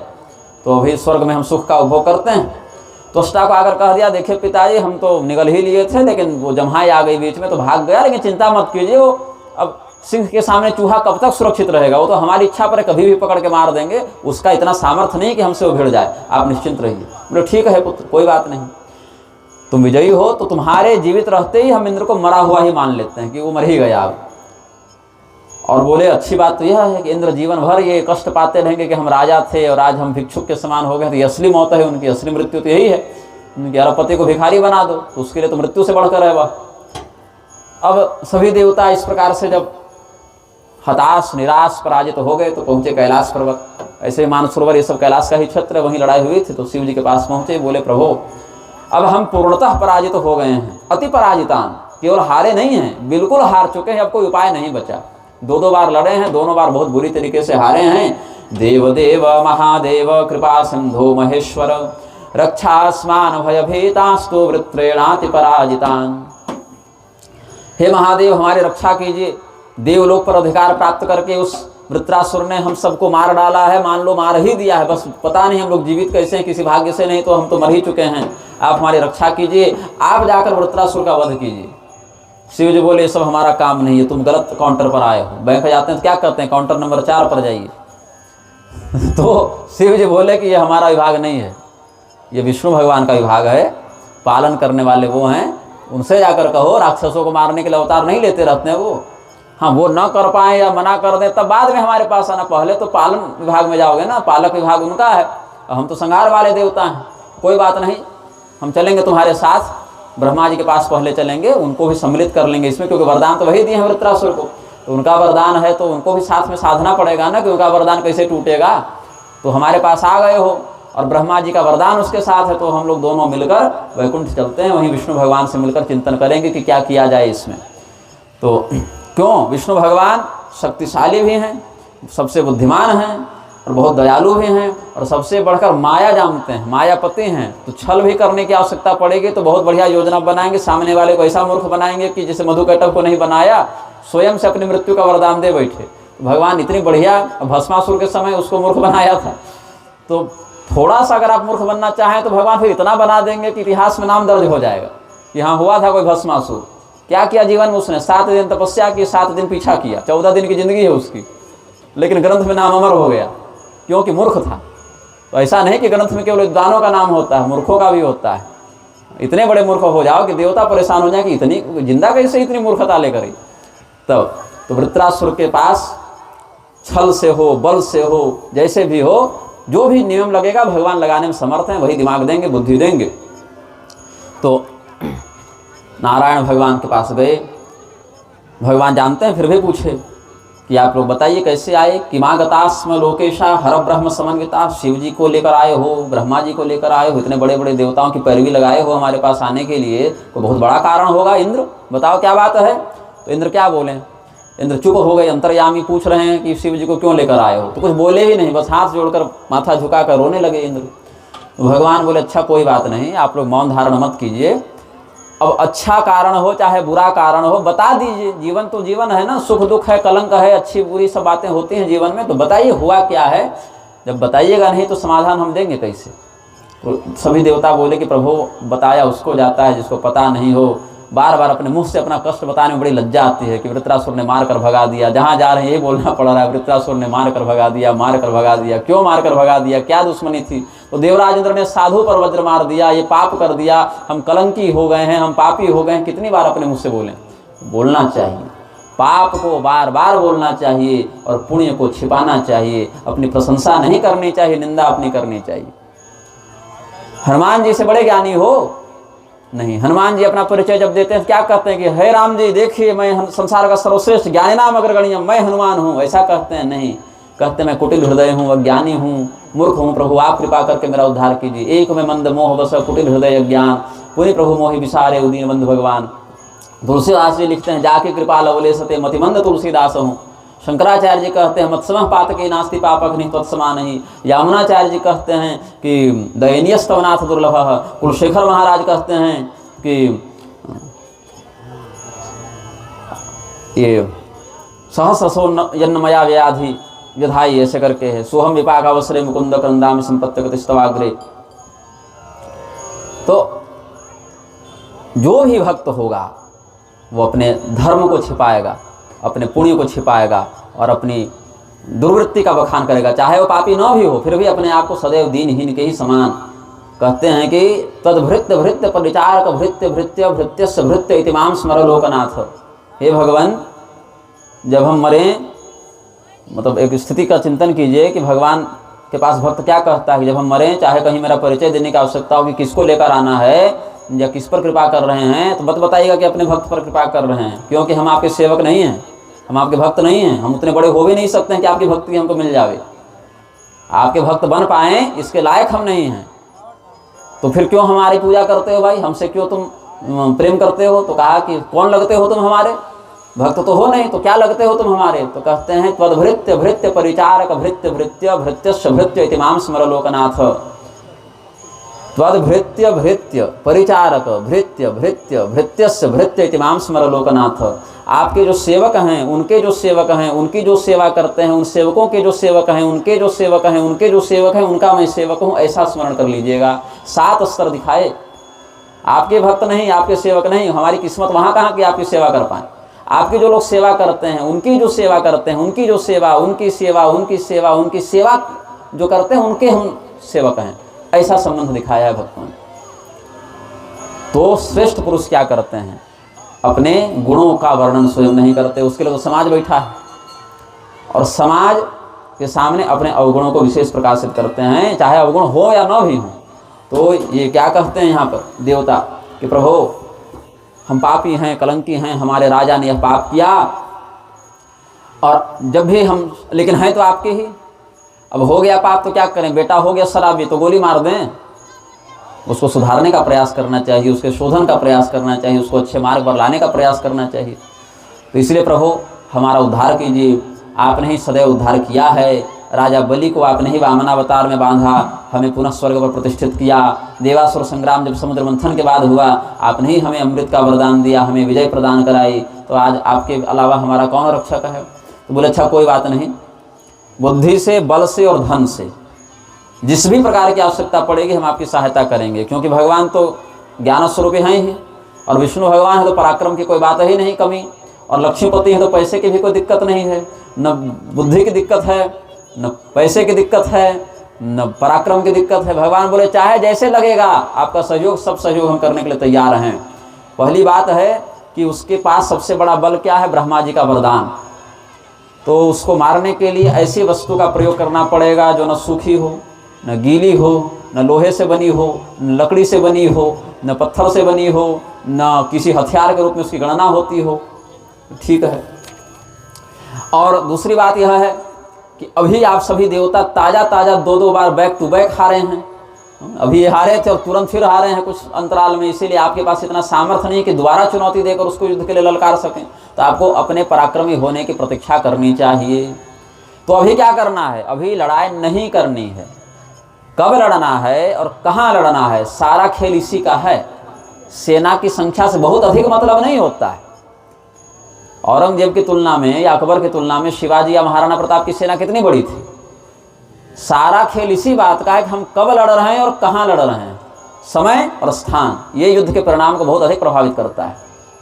यही कारण है कि जब गांगेय देव तैलप तेलंगाना के राजा और वाकपति मुंज उज्जैन के राजा मालवा के, दोनों में युद्ध हुआ तो 20 बार हराया मुंज ने। जब गोदावरी पार करके आते थे तैलप, तब जब इधर आते तो हर बार मुंज ने हराया। लेकिन एक बार मुंज जब उधर जाकर लड़ने गए तो मर ही गए, कैद हुए, फिर हाथी के द्वारा मार दिए गए। उसके बाद राजा भोज जो मुंज के भतीजे थे, उन्होंने फिर आक्रमण किया था विधिवत और गांगेय देव तैलप को पकड़ कर लाए थे। तब कहावत बन गई कि कहाँ राजा भोज कहाँ गंगू तेली। तो गंगू तेली तेली नहीं था, न कोई गंगू था, वो राजा भोज थे और राजा गांगेय देव तैलप थे। वो दोनों राजा की ही बात है। तो राजा भोज और गंगू तेली की वहाँ बात नहीं, तो कहावत में लोग कह दिए राजा भोज और गांगेय देव तैलप के मध्य जो गोदावरी के पार युद्ध हुआ था राजा मुंज की हत्या का बदला लेने के लिए, उस समय से वो कहावत चली। तो क्यों जीते वो? जगह और समय। तो इसीलिए भगवान कहते हैं कि देखो, युद्ध लड़ने के लिए तुमको उचित समय की प्रतीक्षा करनी पड़ेगी, उचित स्थान की प्रतीक्षा करनी पड़ेगी। तो पहले जाकर तुम समझौता कर लो, वृत्रासुर के पास आत्मसमर्पण कर लो। उसको ऐसा लगना चाहिए कि उसको तुमसे कोई खतरा नहीं है। भागते रहोगे तो सोचेगा कुछ न कुछ ये षड्यंत्र कर रहा है, भागते रहोगे तो सोचेगा कि कुछ न कुछ ये हमारे पराजय के लिए कूटनीति करेगा। लेकिन जब तुम खुद उसके पास जाओगे तो उसके मन में विश्वास का उदय होने लगेगा। तो पहले समझौता करो और जितनी कसम खाना है खा दो कि हाँ हम आपके मित्र हैं। अग्नि की शपथ, गौ की शपथ, गंगा की कसम, जितने तरह की अकाट्य शपथ होती है ना कि इनकी कसम नहीं तोड़ सकते, गंगा की कसम आप नहीं तोड़ सकते, गाय की कसम नहीं तोड़ सकते, माता पिता गुरु कुल देवता सूर्य की कसम नहीं तोड़ सकते। जितनी कसम खा सकते हो खा लो। उसके बाद अब कैसे मरेगा वो? तो देखो ऐसा है कि वज्र जो तुम्हारा है उसका पुनर्निर्माण करना पड़ेगा, हड्डी का वज्र बनाना पड़ेगा। हड्डी हथियार नहीं है, किसी भी शास्त्र में हड्डी को हथियार नहीं कहा गया है। लाठी को तो फिर भी हथियार कहीं कहीं कह देंगे, लेकिन हड्डी को कोई हथियार नहीं कहता।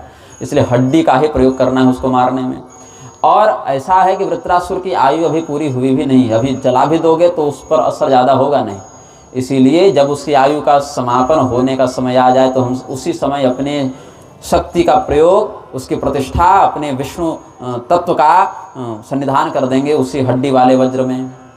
और सुन लो ये भी बात है, आमने सामने की लड़ाई में तो तुम नहीं मार सकते उसको, तुमको कपट करके ही मारना पड़ेगा। तो ये सब बातें हम तुमको क्यों बता रहे हैं? अगर तुम जिंदा रहना चाहते हो तो यही उपाय है। अब तुम कहोगे सामने लड़के टक्कर के युद्ध में मारेंगे तो भूल जाओ। जो हम उपाय बता रहे हैं सुनने में बुरा लगेगा, लेकिन जान बचाने के लिए उपाय यही है। तो नावध्यः बलवान नान्यथा बलवान वध्यः शूरधर्मेण जायते वामनं रूपमाधाय मया यं वंचितो बलिः कृत्वा च मोहिनी वेशं दैत्याः सर्वेऽपि वंचिताः भवन्तः सहिताः सर्वे देवीं भगवतीं शिवां। हमने भी बलि को जब बांधा तो ब्राह्मण का रूप धारण करके 3 पग भूमि के बहाने पूरा त्रिलोक ले लिए थे। फिर हम मोहिनी रूप धारण करके साड़ी पहन के अमृत बांट दिए, वो भी एक कपट ही तो था। तो जब दुष्ट को पराजित करने के लिए हमको थोड़ा बहुत छल का या बहानेबाजी का आश्रय लेना पड़ेगा, तो समय को ध्यान में रखते उतना कर लेना चाहिए, पहले जान बचे तुम्हारी। और इसमें तुम सफल हो सको, इसके लिए तुमको भगवती की आराधना करनी चाहिए। तुम हो गए हो शक्तिहीन और वो हो गया शक्तिशाली, तो जब तक तुम स्वयं शक्ति की आराधना नहीं करोगे तब तक तुम कैसे विजय प्राप्त करोगे? इसलिए भगवती की आराधना करो। और महामाया क्या करेंगी? जैसे मधुकैटभ के साथ हमारे युद्ध में भगवती ने राक्षसों को मोहित किया, और फिर हमने बुद्धि युक्त निर्णय करके कहा कि हमको कोई वरदान दो, तो वरदान में क्या मांग लिया हमने कि तुम्हारे मृत्यु का निमित्त हम बने, तुम हमारे हाथों मारे जाओ, ऐसा हमने वरदान ही मांग लिया। तो थोड़ी माया, थोड़ी कूटनीति का प्रयोग करके अजय शत्रु पर भी विजय प्राप्त की जा सकती है। तो सात्विक भाव से पहले भगवती को प्रसन्न करो और उसके बाद फिर वृत्रासुर के ऊपर विजय का प्रयास करो। तो सब पहले भगवती की तपस्या करते हैं। देवी प्रसीद परिपाहि सुतान प्रतप्तान वृत्रासुरेण समरे परिपीडिताश्च दीनार्तिनाशन परे परमार्थ तत्वे प्राप्तास्त्वदङ्घ्रिकमलं शरणं सदैव।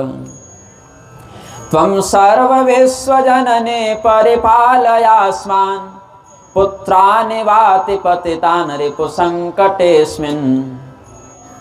पुत्रान इवाति पतितान, अति पतितान, सामान्य पतित नहीं हैं, अति पतित हैं, सब कबूल रहे हैं। और अभी भी बुद्धि में कोई विशेष योजना नहीं है, अभी भी मित्रता करने जा रहे हैं, गाय गंगा सूर्य की कसम खाने जा रहे तो झूठी, ये भी पता है, लेकिन फिर भी निर्लज्जता पूर्वक कहें तो क्या, तो जाएंगे कहाँ, माँ के ही पास जाएंगे, चाहे सलज्ज हो चाहे निर्लज्ज हो। त्वं सर्वविश्वजनने परिपालयास्मान् पुत्रानि वाति पतितान् रिपुसंकटेऽस्मिन्। मातर्न तेस्त्यवेदितं भुवनत्रयेऽपि कस्मादुपेक्षसि सुरान् सुरप्रतप्तान्। त्रैलोक्यमेतदखिलं विहितं त्वयैव ब्रह्मा हरिः पशुपतिस्तव वासनोत्थाः।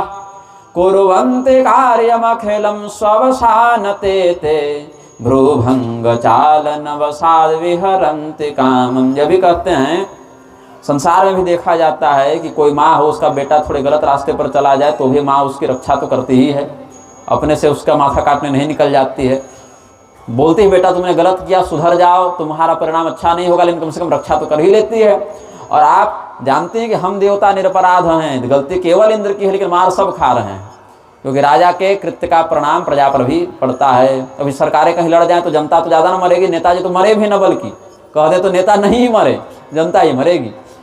तो इसलिए भगवती आपका भजन त्याग करके और स्वर्ग के सुख भोग विलास वासना में जो हम पड़े हुए हैं, उसी से हम इतने मूढ़ हो गए हैं कि हम संसार के सुखों के लिए आपको पुकार रहे हैं। पहले भी आपने महिषासुर इत्यादि का वध किया था, तो वृत्रासुर का भी आप वध क्यों नहीं कर देती? शुंभ निशुंभ को आपने मारा, तो वृत्रासुर को भी क्यों नहीं मार देती? और हम भी जानते हैं कि आपका सेवक नहीं है, आपका भक्त नहीं है, वो पाप बुद्धि हमें भी सताता रहता है। इसलिए भगवती आप हमारी रक्षा करें, इस संकट से बचने के लिए। जैसे जहाज से समुद्र पार कर जाता है व्यक्ति, वैसे हमको आप यहाँ से उद्धार करके ले जाएं। तो भगवती प्रकट हुई और उस समय जो हमने पहले आपको स्वरूप बताया था, जब विमान पर बैठकर तीनों देवता गए थे स्त्री रूप धारण करके, तो जो रूप था पाशांकुशवराभीति लसतबाहु चतुष्टया, भगवती की 4 भुजाएं हैं, पाश, अंकुश, अभय और वरदान, ये 4 मुद्राओं में उनकी चारों भुजाएं व्यवस्थित हैं। और कमर में उन्होंने करधनी धारण किया हुआ है, ध्वनि स्वर कोयल के समान मधुर है, हाथ में कंकण, चरणों में नूपुर, मस्तक पर अर्धचंद्र है और उसके किनारे मुकुट है। मंद मंद मुस्कुरा रही हैं, शरीर हल्का लाल रंग का, जैसे गोरे रंग में थोड़ी कोमलता और बढ़ा दें तो लाल रंग हो जाता है, वैसे हो गया। शरीर पर लाल रंग के वस्त्र हैं, शरीर पर लाल रंग का चंदन ही है और संपूर्ण श्रृंगार जो होना चाहिए अद्वितीय और परिपूर्ण श्रृंगार से भगवती युक्त हैं। तो सभी लोगों ने कहा, देवताओं ने, कि भगवती आप इतनी कृपा कर दें कि जब हम वृत्रासुर के पास दोस्ती का हाथ बढ़ाएं, मित्रता का प्रस्ताव लेकर जाएं, तो वो हमारी बात मान ले और हमारे अस्त्र शस्त्रों में बस शक्ति हो जाए कि उसका प्रहार वह सहन न कर पाए, उसका वध हो जाए। तो भगवती ने बस तथास्तु कहा, अंतर्धान हो गए। अब सभी ऋषि महर्षियों को देवताओं ने बुलाया और कहा कि देखिए, आप सब जानते हैं कि राक्षसों के नाम से यज्ञ नहीं हो सकता, हर देवता किसी न किसी यज्ञ और मंत्र के अधिष्ठाता होते हैं। आप लोग जो यज्ञ करेंगे उसका क्या आपको फल मिलेगा? क्योंकि फल देने वाले तो हम ही लोग हैं और हम ही लोग शक्तिहीन हैं, तो आपको क्या पुण्य मिलेगा? क्या आपको हम लोग वरदान दे पाएंगे? राक्षस तो यज्ञ के अधिष्ठाता होते नहीं। तो आप लोग थोड़ी कृपा कर दें, आप लोग वृत्रासुर को जाकर समझाएं, एक मध्यस्थ बन जाए, मीडिएटर जिसको कहते हैं। जब 2 पक्षों में झगड़ा हो जाता है तो बीच में कोई निष्पक्ष व्यक्ति जाकर समझौता कराता है। तो आप वृत्रासुर के पास हमारा प्रस्ताव लेकर जाएं और कहें कि हमारे बीच युद्ध विराम हो जाए। तो ऋषि लोग बोले कि अच्छा ठीक है। गए और बोले कि हे वृत्रासुर, तुम तो बड़े भयंकर दिखते हो, वृत्त वृत्त महाभाग सर्वलोक भयंकर। तुम्हारा शरीर जब हम लोग देखना प्रारंभ करते हैं तो लगता है पूरा ब्रह्मांड तुम अपने शरीर से जकड़ लोगे, बहुत बड़े हो तुम। और केवल शरीर से नहीं, अपितु तुम्हारी बुद्धि भी बड़ी है, महाभाग हो तुम, बुद्धिमान भी हो, पराक्रमी भी हो, यशस्वी भी हो। लेकिन एक समस्या क्या है ना, हम लोग ऋषि महर्षि किसी के पक्षधर नहीं हैं कि किसी के पक्ष से बात करें और पक्षपात करें, हम लोग निष्पक्ष हैं। और तुम्हारा जो इंद्र के साथ झगड़ा चल रहा है उसमें सबसे अधिक नुकसान हमारा हो रहा है, क्षति हमारी हो रही है। क्यों? आपको भी बुरा लगता है कि हमारे भाई का हत्यारा कहीं भी है तो जीवित ही, और पिता ने 2-2 बार आदेश दिया लेकिन बार बार इंद्र भाग जाता है, बच जाता है, तो कहीं न कहीं कभी न कभी आपको ये खटकता होगा। और इंद्र भी चैन से सो नहीं पा रहे हैं कि वृत्रासुर जैसे शत्रु के स्वर्ग पर कब्जा करने के बाद हम कैसे सोएं। और आप लोग इतने वर्षों से युद्ध लड़ भी रहे हैं तो कोई ठोस परिणाम, आप जीत जाते हैं लेकिन कोई परिपूर्ण परिणाम तो नहीं मिल रहा ना कि हाँ एक पक्ष मर गया एक बच गया, ये तो चरम परिणाम हो गया। तो देवताओं को भी कष्ट है और देवताओं के जीवित रहते राक्षसों को भी कष्ट है, और आपके झगड़े में हम मनुष्यों को, ऋषियों को भी कष्ट हो रहा है। और देखिए युद्ध में क्या होता है, विजय अगर हो भी जाए तो शरीर में जो हथियारों की चोट पड़ेगी उससे घाव बनेंगे, दर्द तो होगा ही, और जो मरेगा उसको कष्ट होगा ही। तो संसार में 4 ही वस्तु से सुख है। समय पर व्यक्ति स्नान कर ले, पहला सुख है ऋतु के अनुकूल। फिर समय पर बढ़िया भोजन मिल जाए, और समय पर सोने के लिए बढ़िया बिस्तर मिल जाए, और मन के अनुकूल व्यवहार करने वाली पत्नी मिल जाए। तो 4 ही है जीवन में सुख। कालेथ भोजनम स्नानम शय्यायाम शयनम तथा परिचर्या पराभार्या संसारे सुख साधनम।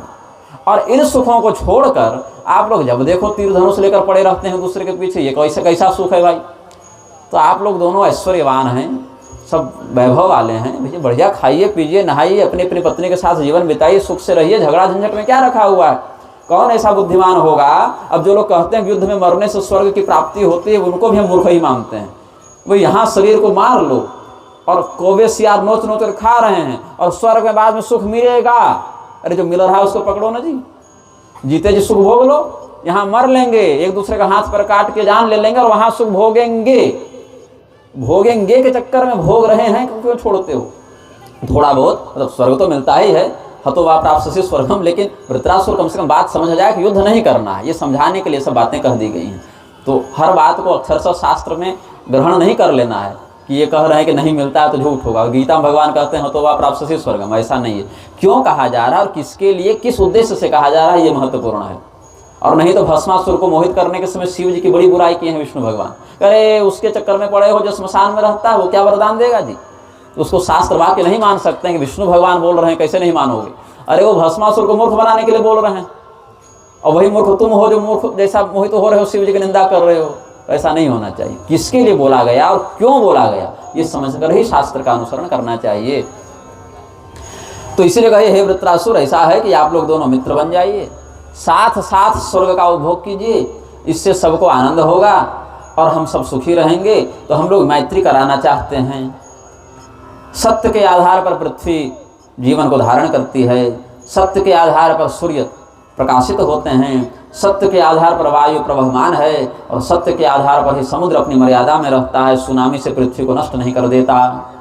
इसीलिए आप लोग आपस में ऐसी मित्रता कर लें कि किसी को किसी से वैर न हो, और साथ साथ जीवन बिताएं। जैसे 2 मित्र एक साथ एक के घर में रहते हों, खाते पीते हों, दोस्ती। जैसे मेरे पास गाड़ी हो तो हमारे मित्र भी उस गाड़ी का उपभोग कर ले, मित्र के पास घर हो तो हम भी उस घर में रह लें। मतलब मित्रों में क्या होता है, सब संपदा अपनी साझेदारी में है।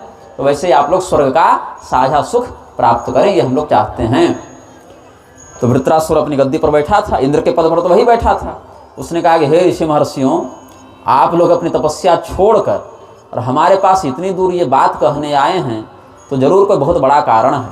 आप लोग बिना मतलब के सब काम छोड़कर हमारे पास ये प्रस्ताव लेकर नहीं आते, इसीलिए हम आपकी बात को ध्यान से सुने। और हमारे मन में भी एक विचार है, उसको आप लोग भी सुनिएगा, ऐसे हम आशा करते हैं। देखिए आप लोग हमारे सम्माननीय हैं, अवश्यम भगवंतो में माननीय तपस्वी। हे भगवान, हे साधुओं, आप लोग हमारे आराध्य हैं, हम आपका सम्मान करते हैं, आप सब तपस्वी हैं। भवंतो मुनयः क्वापि न मिथ्यावादिनो भृशम। हम जानते हैं आप साधु महात्मा झूठ नहीं बोलते, अगर आप कुछ कह रहे हैं तो सत्य ही कह रहे हैं। ये भी जानते हैं कि आप लोग शांत चित्त वाले हैं, आपके मन में कोई कपट नहीं है, आप जो कह रहे हैं उसमें कोई छल नहीं है। सदाचारा सुशांताश्च न विदुष छल कारणम, लेकिन आप जिसकी पैरवी करने के लिए आए उस पर हम भरोसा नहीं कर सकते। हमारे पिताजी ने हमको पहली चेतावनी यही दी थी युद्ध के बाद कि बेटा जीवन में कुछ करना, इंद्र पर भरोसा मत करना। तो हम आप पर भरोसा कर लेंगे, आप साधु हैं, आप झूठ नहीं बोलिएगा, लेकिन इंद्र पर हम नहीं कर सकते, वो बड़ा निर्लज्ज है। कृतवैरे, उससे पहले से हमारी दुश्मनी चल रही है। शठे, बहुत धूर्त है। स्तब्धे, अपने जिद को पूरा करने के लिए किसी भी हद तक जा सकता है। कामुके, भोग वासना के लिए किसी भी प्रकार के कुकर्म में लग सकता है। निर्लज्जे, उसमें लज्जा नहीं है। ऐसे व्यक्ति को कौन दोस्त बनाना चाहेगा? आप साधु हैं, आपकी बात का सम्मान है, आप ऋषि महर्षि हैं, लेकिन आप जिससे मित्रता करने कह रहे हैं वो विश्वास के योग्य नहीं है। आप लोग उसके कपट को नहीं जानते। हो सकता है उसने भी आपको मूर्ख बनाकर हमारे पास भेजा हो, आपके माध्यम से अपना काम बनाना चाहता हो, इसलिए आप भी अपने प्रस्ताव पर विचार कर लीजिए। तो ऋषि महर्षि बोले कि सुनो, हर प्राणी अपने सही गलत का फल स्वयं भोगता है। इंद्र अगर कपट करेंगे तो उसका फल भोगने तुम और हम नहीं जाएंगे, उनको स्वयं भोगना पड़ेगा। जिसकी बुद्धि भ्रष्ट हो गई हो वह अगर तुम्हारे साथ विश्वासघात कर भी दे तो तुम्हारा नहीं, अपना ही नुकसान करेगा। इसीलिए जो व्यक्ति ब्राह्मण को मारता है उसका भी शास्त्र में कोई न कोई प्रायश्चित है। जो व्यक्ति गाय का मारता है, गोहत्या करता है, उसका भी कभी न कभी कोई न कोई प्रायश्चित है। जो भ्रूण हत्या करता है उसका भी कोई न कोई प्रायश्चित है, लेकिन जो विश्वासघात करता है उसका प्रायश्चित नहीं होता है। किसी को वचन देकर उसको अपने भरोसे में लेकर और फिर आप विश्वासघात करते हैं तो ये गाय मारने से अधिक, अपने गर्भ का बच्चा मारने से अधिक, ब्राह्मण मारने से अधिक बड़ा पाप है। इसीलिए आप तो बुद्धिमान हैं, अब हमने जो कह दिया तो आप उसका विचार करें। अगर इंद्र विश्वासघात करेंगे तो फिर जानिए कि जिस संकट से वो बचना चाहते हैं उससे कहीं बड़े संकट में स्वयं पड़ जाएंगे। तो दुखम च समवाप्नोति नूनम विश्वासघातकः निष्कृतिर्ब्रह्महं त्रीणाम सुरापानां च निष्कृतिः सेतुबन्धं नरो गत्वा गंगासागर संगमम ब्रह्महा मुच्यते पापाद मित्रद्रोही न मुच्यते। शास्त्र क्या कहते हैं? रामेश्वरम में जाकर, जहाँ सेतुबंध है वहाँ जाकर, या गंगा सागर में जाकर व्यक्ति प्रायश्चित करता है तो ब्रह्म हत्या से छूट जाता है, किंतु मित्र के साथ विश्वासघात करने वाला वहाँ भी नहीं छूटता है। ये मित्र के साथ द्रोह करना इतना बड़ा पाप बताया गया। तो अगर इंद्र ऐसा करेंगे तो स्वयं फिर जिस दंड को भोगेंगे वही समझेंगे। इसीलिए वो दंड ही मिलता है, उसका प्रायश्चित नहीं होता, वो कष्ट भोगना ही पड़ता है। तो वृत्रासुर ने कहा अच्छा ठीक है, आप लोग सब इतनी बात कह रहे हैं तो हम आपको निराश नहीं करेंगे, हम मित्रता का प्रस्ताव स्वीकार करते हैं, लेकिन जान लीजिए न इंद्र न उनका पक्षधर कोई दूसरा देवता ब्रह्मा जी के उस वरदान का अतिक्रमण करेगा जिसमें क्या कहा गया है, सूखी या गीली वस्तु से हम न मरें, पत्थर लकड़ी से न मरें और वज्र से भी न मरें, दिन में भी न मरें और रात में भी न मरें। ये बात जोड़ दी गई। दिन रात वाला तो ब्रह्मा जी के वरदान में नहीं था, लेकिन यहाँ जोड़ दिया गया दिन रात में न मरे। और इंद्र के पास तो वज्र है तो वज्र को भी अलग से जोड़ दिया गया। चाहे किसी भी वस्तु से बने वज्र हो, हड्डी से बनाइएगा तो क्या हो जाएगा, वज्र ही कहलाएगा ना। मारिएगा तो चोट नहीं लगेगी हड्डी से, हड्डी भी तो कठोर ही है, नुकीली होगी और पेट में चला देंगे तो पेट फाड़ दे हड्डी भी। तो इसलिए कहा कि सूखी गीली और पत्थर लकड़ी वाली जो बात है वरदान वो तो लागू है। तीन बात इसमें और जोड़िए कि न वज्रेण महाभाग न दिवानिशी न बच, न दिन में मरे न रात में मरे न वज्र से मरे। तो इस नियम पर हम मित्रता करेंगे, नहीं तो हम मित्रता नहीं करेंगे और आप सब इसके गवाह होंगे, साक्षी होंगे। ठीक है, तो आग जलाई गई, अग्नि देवता का आवाहन किया गया और अग्नि को साक्षी मानकर फिर दोनों मित्रता कर लिए। वृत्रासुर ने भी सोचा कि चलो मित्रता हो गई है और गारंटर हैं ऋषि महर्षि तो झूठ नहीं बोले होंगे, इस भरोसे में वो भी आ गया। अब कभी नंदनवन में जाकर घूमते, फिर कभी गंधमादन पर्वत पर जाकर घूमते और कभी समुद्र तट पर घूमने निकलते दोनों मित्र।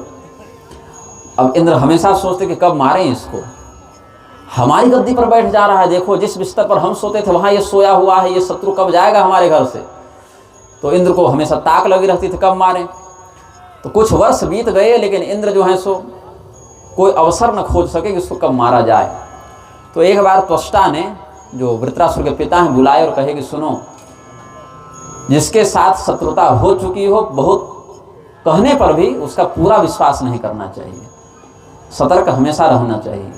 इंद्र तुम्हारा शत्रु है और न केवल शत्रु है बल्कि कुटिल बुद्धि वाला है, इसीलिए वह तुम्हें मारने का षड्यंत्र कर रहा है, ऐसी सूचना हमें है। पुत्र सतर्क रहो, लोभी व्यक्ति उन्मत्त व्यक्ति, परिस्त्रीगामी, पाप बुद्धि, मदिरा पीने वाले व्यक्ति, कपटी और दूसरे के दुख को देखकर स्वयं सुखी होने वाले व्यक्ति, इन पर भरोसा नहीं करना चाहिए। जो नशेबाज हो, चरित्रहीन हो और दूसरे को दुख ही देखकर जिसको हर्ष होता हो, ऐसे व्यक्ति पर भरोसा नहीं करते पुत्र। अरे इंद्र तो छोड़ो, तुम तो बड़े हो, तुमने तो आक्रमण किया, चलो तो समझ में आता है कि तुमसे वो युद्ध किया, लेकिन दिति के गर्भ में पल रहे बच्चे को मारने के लिए 7 बार वज्र उसने चलाया, तो 7 टुकड़े हुए, मतलब और 7 7 49 फिर हो गए। तो गर्भ के बच्चे को भी वह मार सकता है पुत्र। इसीलिए जिसने एक बार पाप किया वो दोबारा भी कर सकता है, उसकी प्रवृत्ति पाप में लग सकती है, भले न लगे अलग बात है, लेकिन लग सकती है, इस संभावना से आप मना नहीं कर सकते। पिताजी ने समझाया, लेकिन वृत्रासुर की चूंकि मृत्यु आ चुकी थी, इसीलिए कहा अच्छा ठीक है पिताजी, कोई बात नहीं, अब अभी तो मित्र बन गया है ना, अभी तो लड़ेगा तो फिर थोड़ी मार पाएगा, मेरे पास वरदान है, मेरे पास सब समझाया। अब क्या हुआ, एक दिन देवराज इंद्र ने देखा कि वृत्रासुर समुद्र के किनारे टहल रहा है, अकेला है, उसके साथ कोई अंगरक्षक नहीं रहा, और अंगरक्षक रखेगा क्या है, राजा तो अकेले इतना समर्थ है, और कोई सेवक भी नहीं है, अकेला ही इसको मारा जा सकता। और अभी ठीक शाम का समय है, बस सूर्यास्त हो रहा है और तारे उगे नहीं है, मतलब इसको न दिन कह सकते हैं न रात कह सकते हैं, समय बहुत अच्छा है। अब चाहे दूसरा दिन, समय तो रोज बदल सकता है, शाम कल भी होगी, परसों भी होगी, लेकिन अकेला नहीं मिलेगा ना, आज अकेला है और शाम का समय है, आज ही इसको मार देना चाहिए, आज न मार सके तो अवसर चूक जाएंगे। तो भगवान को याद किए, एकाकी विजने छात्र संप्राप्त समयोचित। इसीलिए शास्त्र की एक और आज्ञा, मेरी माता जी बचपन में मुझे जब राजनीति पढ़ाती थी, ये सब बताई हैं, 5-6 वर्ष की अवस्था तक उन्होंने मुझे राजनीति पढ़ाई थी, जब हम 5-6 साल के थे। तो और ऐसे नहीं कि कोई क्लास में लेकर, हमारे घर में विद्या की बड़ी अच्छी व्यवस्था मेरे माता पिता ने की।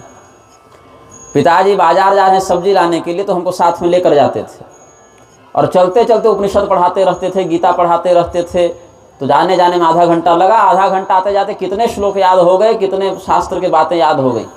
और मंच पर हम 4 साल की उम्र से हैं, 4 साल के थे तब से प्रवचन कर रहे हैं, और दूध पिलाते पिलाते माता जी ने कितनी रामायण महाभारत की कथाएं बता दी। बेटा दूध पी रहा है तो क्या करेगा, क्या सोचेगा, तो तब तो माता जी का मुख तो बोल ही सकता है कथा। फिर माता जी कथा सुनाती गई।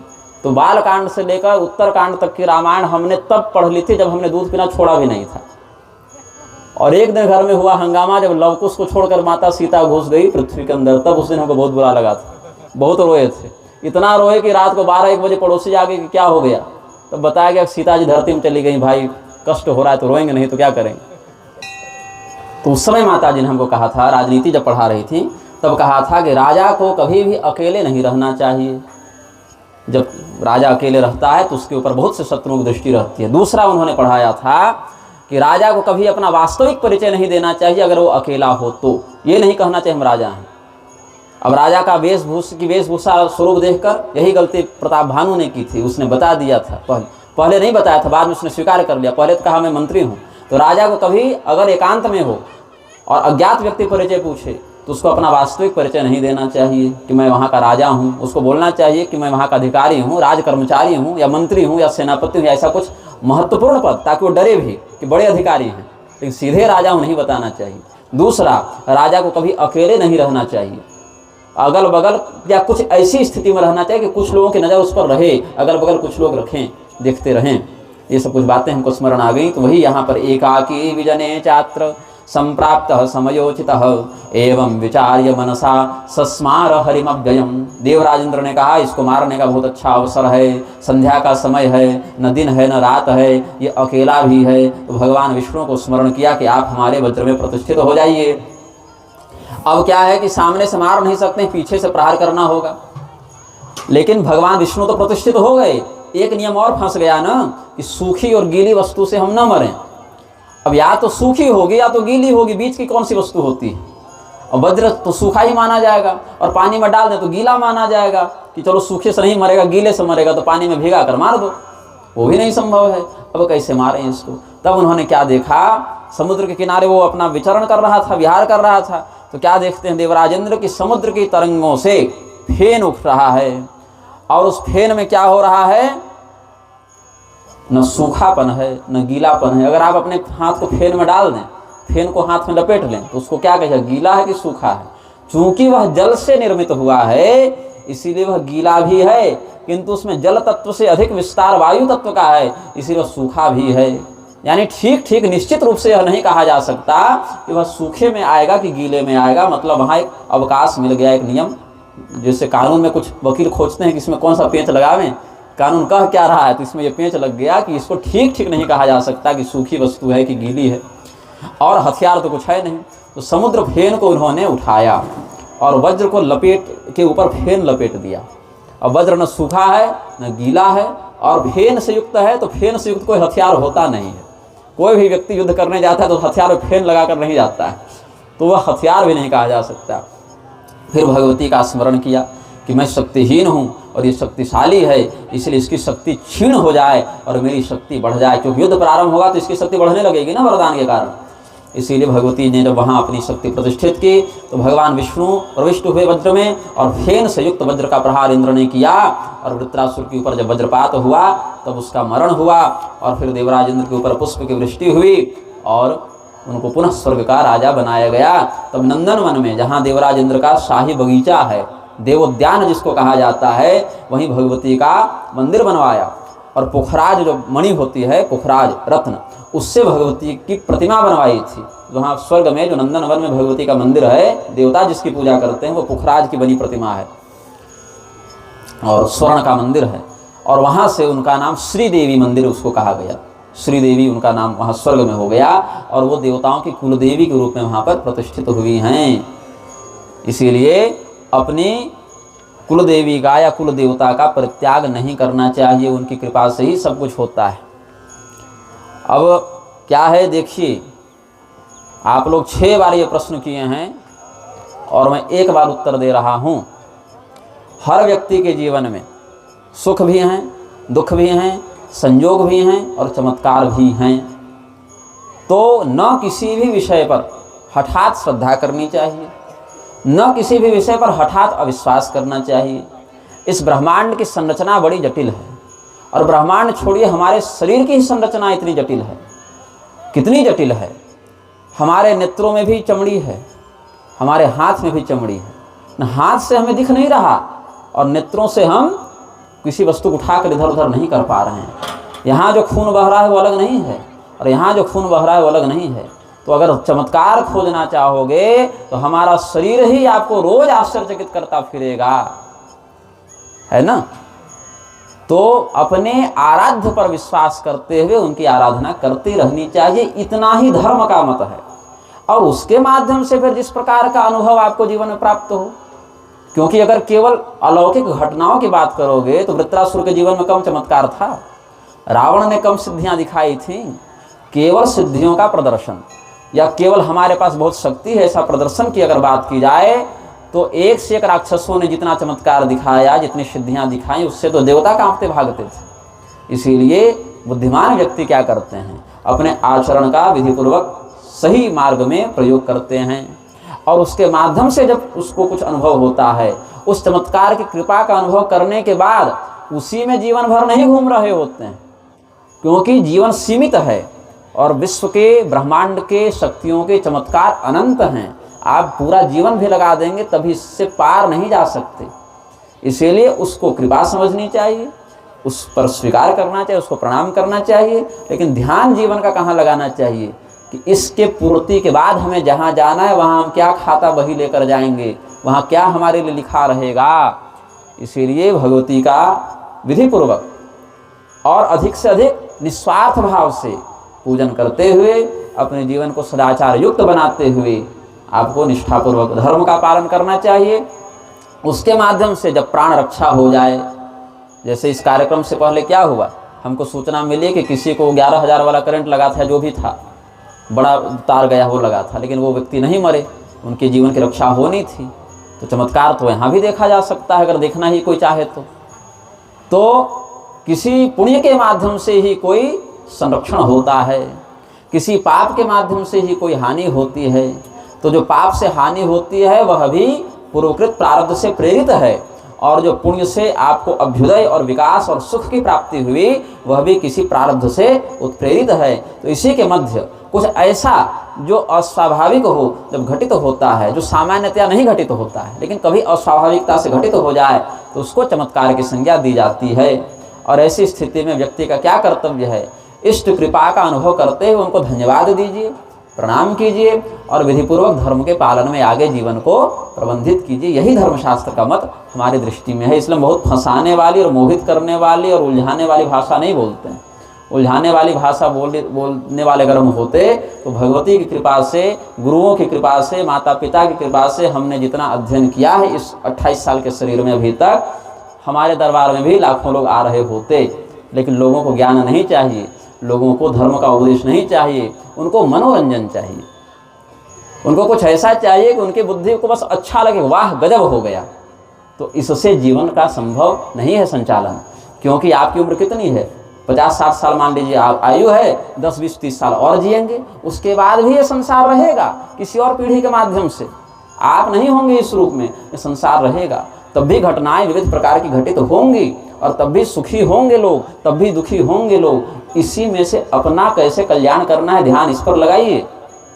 जिन व्यवहार के माध्यम से हम सब एकजुट होकर, एकनिष्ठ होकर और इष्ट कृपा का अनुभव करते हुए एक दूसरे के लौकिक और पारलौकिक हित का साधन कर सकें, बुद्धिमान व्यक्ति को उसी मार्ग का अनुसरण करना चाहिए।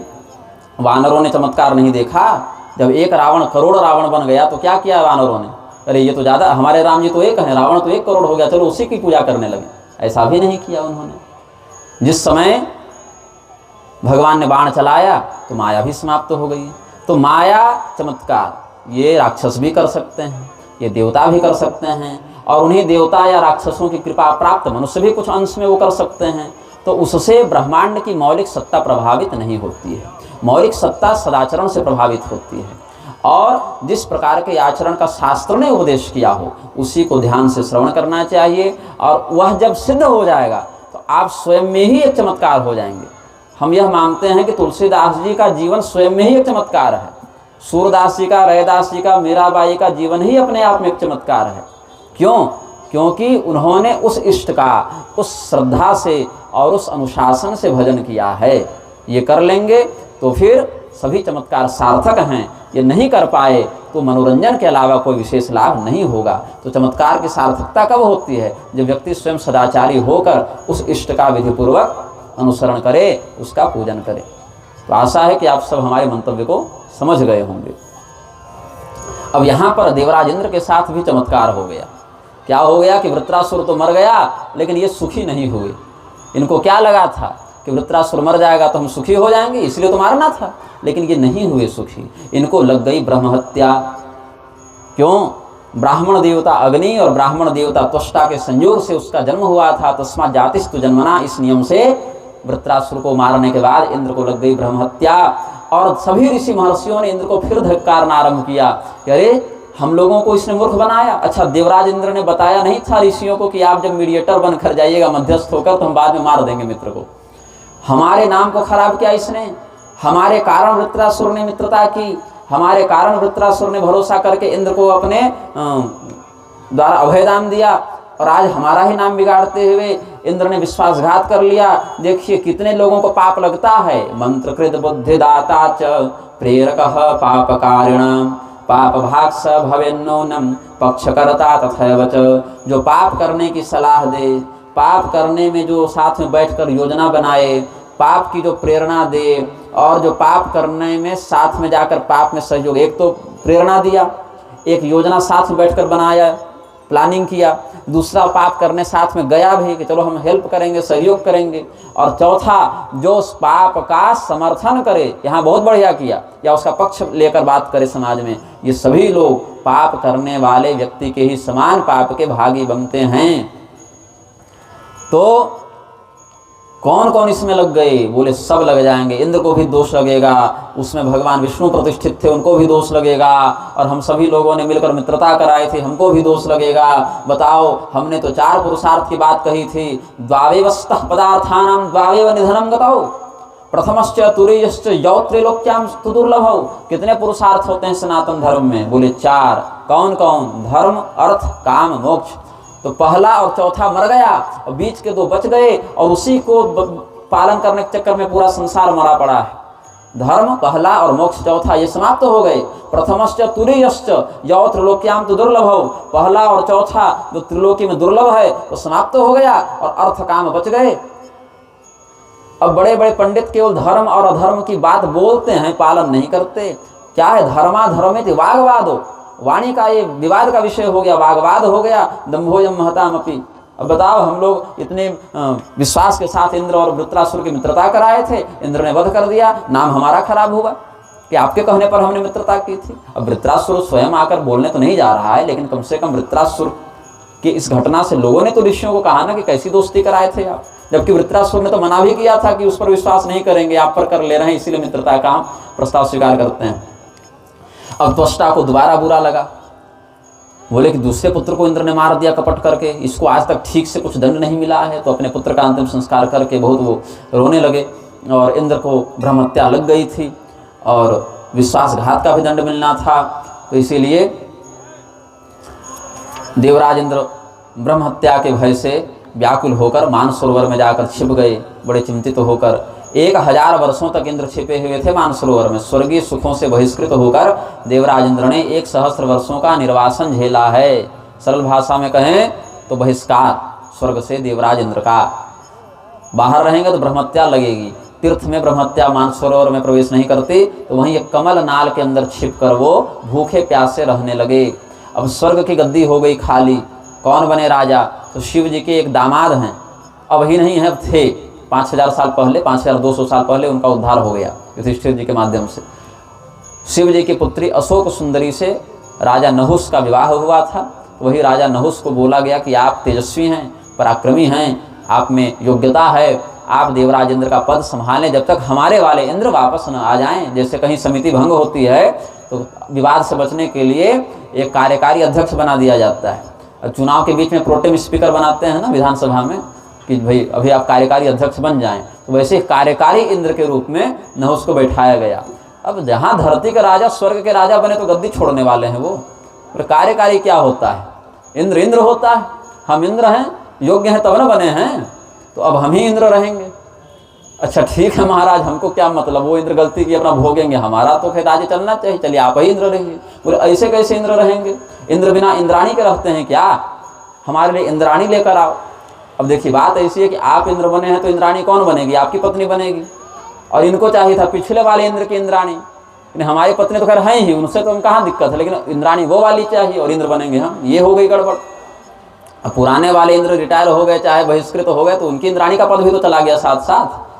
बोले नहीं, तो पिछले इंद्राणी के पास इनका जब मन आसक्त हो गया तो कहा गया कि अभी इंद्र हम हैं, और इंद्राणी का संबंध पति पत्नी का नहीं है, राजा और संपदा का है। इसलिए राजा के नाते स्वर्ग की जितनी संपदा है उसका हम उपभोग करने का अधिकार रखते हैं, जिसमें इंद्राणी भी संपदा के रूप में सम्मिलित है। ऐसा उन्होंने नियम बना दिया। अब ये गड़बड़ हो गई तो सभी ऋषि महर्षि और देवता गए सची के पास, बोले हे भगवती, ये दुराचारी नहुस जो है उसने आदेश दे दिया है कि सची को हमारे पास लेकर आओ, और गद्दी पर वही बैठा है और इतना पराक्रमी है, इतना तेजस्वी है कि हम उससे युद्ध करके जीत नहीं सकते। तो क्या करना है बताइए, अब आपका सम्मान खतरे में है। तो उन्होंने गुरु जी से पूछा, रक्षमाम नहुषाद ब्रह्मस्तवामि शरणं गता। तो आपकी हम शरण में है गुरुदेव, आप बताइए क्या करना है। तो बृहस्पति बोले कि सुनो, अगर पति रक्षा नहीं कर पाएगा तो पिता रक्षा करता है, पिता रक्षा नहीं कर पाए तो पुत्र रक्षा करता है। मतलब स्त्री को सर्वथा कोई न कोई रक्षक परिवार में प्राप्त होता है, ये धर्म का मत है। कानून तो सबको एकल कर दिया है। पहले परिवार को तोड़ा, पहले संयुक्त परिवार को तोड़ा, कहा कह रहे कि आप चाचा और ताऊ और सब 7-8 लोग एक साथ रहते हो, एक पति पत्नी और 2 बच्चे, यही परिवार होता है।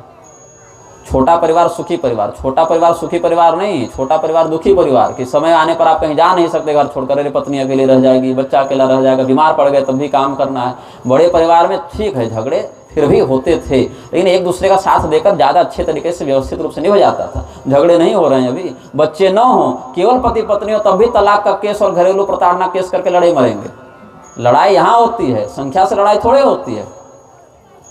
तो इसीलिए अब तो ये स्थिति हो गई कि कोई किसी का रक्षक नहीं। सरकार कहेगी हम रक्षक हैं और रक्षा करने के नाम पर केवल टैक्स लेगी। यही धर्म का की भविष्यवाणी है कलयुग में कि राजा जो है या जो भी शासक होगा, जिसके हाथ में सत्ता होगी, वो केवल टैक्स लेना जानेगा, रक्षा नहीं करना जानेगा। ये कलयुग में होगा, ऐसी भविष्यवाणी शास्त्र में मिलती है। तो बृहस्पति जी बोले कि देखो तुम हमारी यजमान की पत्नी हो, मतलब बेटी हो हमारी, इसीलिए हम पिता होने के नाते तुम्हारी रक्षा करेंगे और मेरे रहते नहुस तुम्हारा स्पर्श नहीं कर पाएगा। नत्वां दास्याम्य हम वत्से त्यक्त्वा धर्मम सनातनम, सनातन धर्म का परित्याग करके हम तुम्हें वहाँ नहीं भेजेंगे। तुम हमारे घर में रहो, हमारे संरक्षण में रहो। हम तुम्हारे पिता हैं या पिता तुल्य हैं। पिता तो ऐसे सीधे पिता तो नहीं है, लेकिन पिता के बराबर हैं क्योंकि गुरु हैं, इसलिए हम तुम्हारी रक्षा करेंगे। अब ये चले गए। इंद्राणी ने स्वर्ग का परित्याग कर दिया और गुरु जी की कुटिया में चली गई। गुरु जी बोले हमारे घर में रहो जब तक तुम्हारे पति नहीं आते।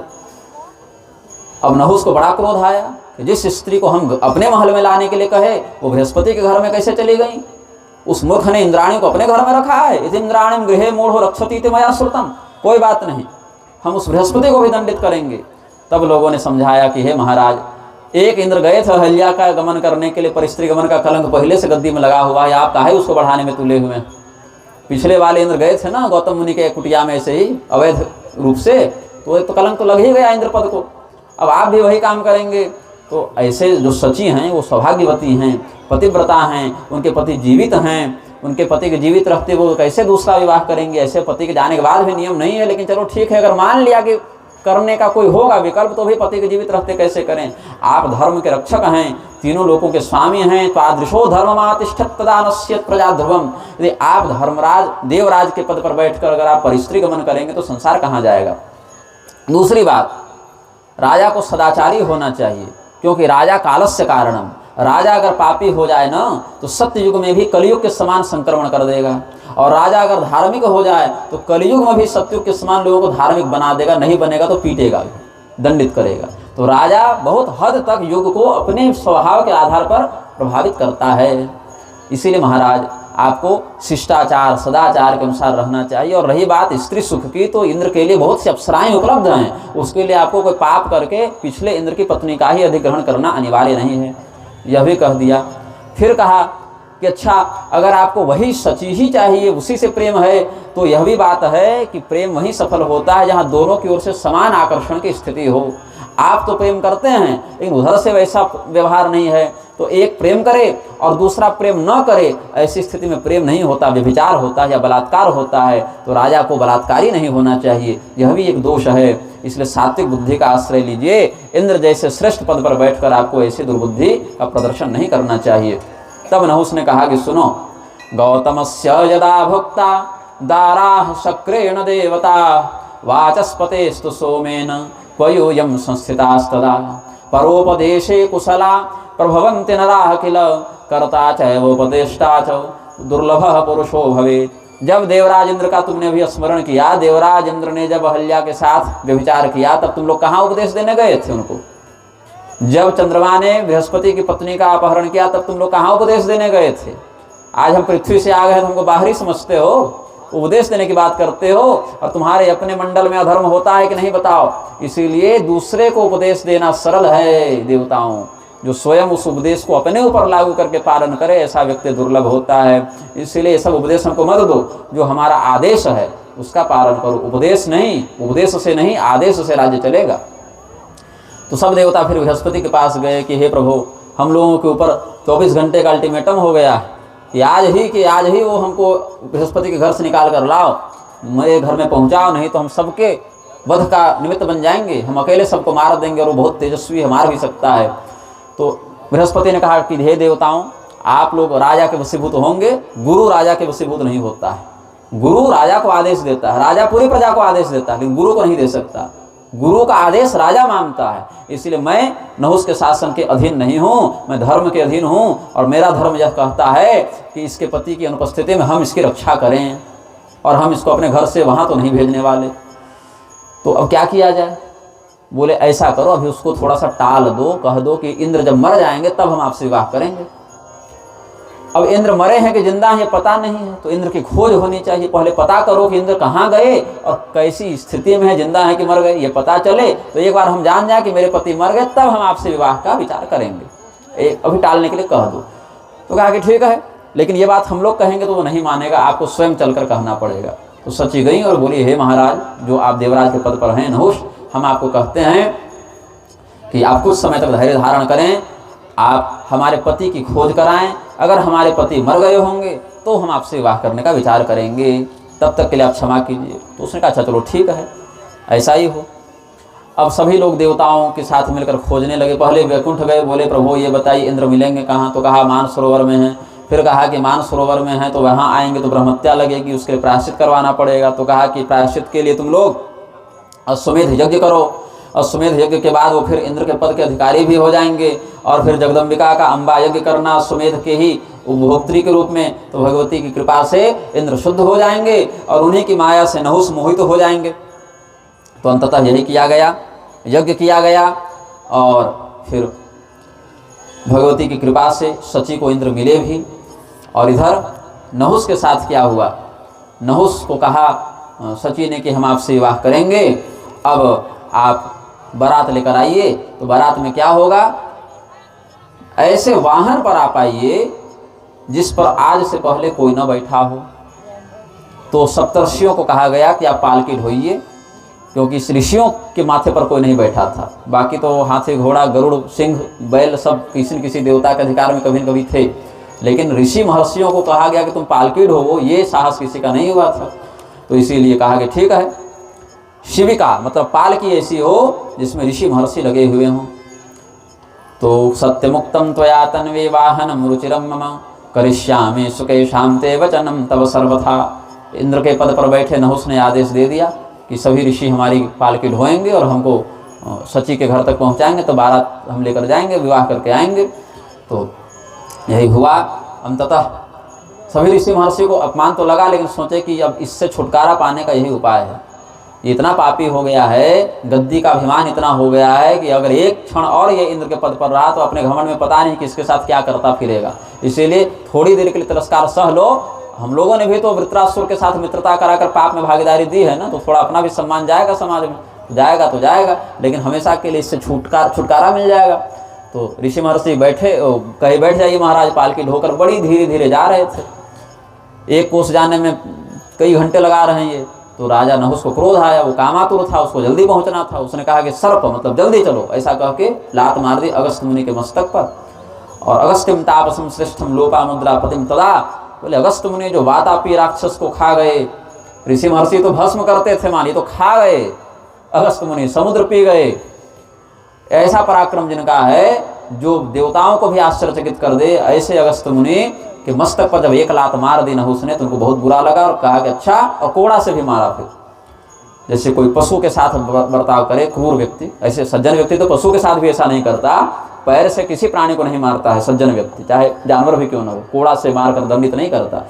लेकिन ये ऋषि महर्षियों के साथ जब ऐसा कर पाए तो कहे हे दुराचारी, सर्प कहते हो मुझे कि जल्दी चलो, संस्कृत में अपसर्प, सर्प ऐसे जल्दी का चलो के अर्थ में। तो सर्पो भव दुराचार वने घोर वपुर महान बहुवर्ष सहस्राणि यत्र क्लेशो महान भवेत्। जहाँ पर तुमको बहुत कष्ट होगा, बहुत भूख प्यास लगेगी, ऐसे सर्प योनि को चले जाओ, जंगल में पड़ जाओ, तुम स्वर्ग के राजा बनने के योग्य नहीं हो। ऐसा जो शाप दे दिया नहुष को, क्योंकि लात मारी ऋषियों को तो उनका जो पुण्य था, और कोड़े से मारा तो उनका पुण्य घट गया, उनकी जो शक्ति थी वो क्षीण हो गई, तो शाप उनको तुरंत लग गया। वो वहाँ से अजगर बनकर नीचे गिरे, और जब नीचे गिरे तो फिर बहुत मतलब लगभग हम समझते हैं कि 11-12 करोड़ वर्षों तक वो शापित रहे हैं राजा नहुष। बहुत बड़ा दंड मिला उनको। और बाद में कहा गया कि आप ही के वंश में कोई धर्मात्मा के साथ आपका सत्संग होगा, उस सत्संग के बाद आपकी मुक्ति होगी, उद्धार होगा। तो वही राजा नहुष के पुत्र थे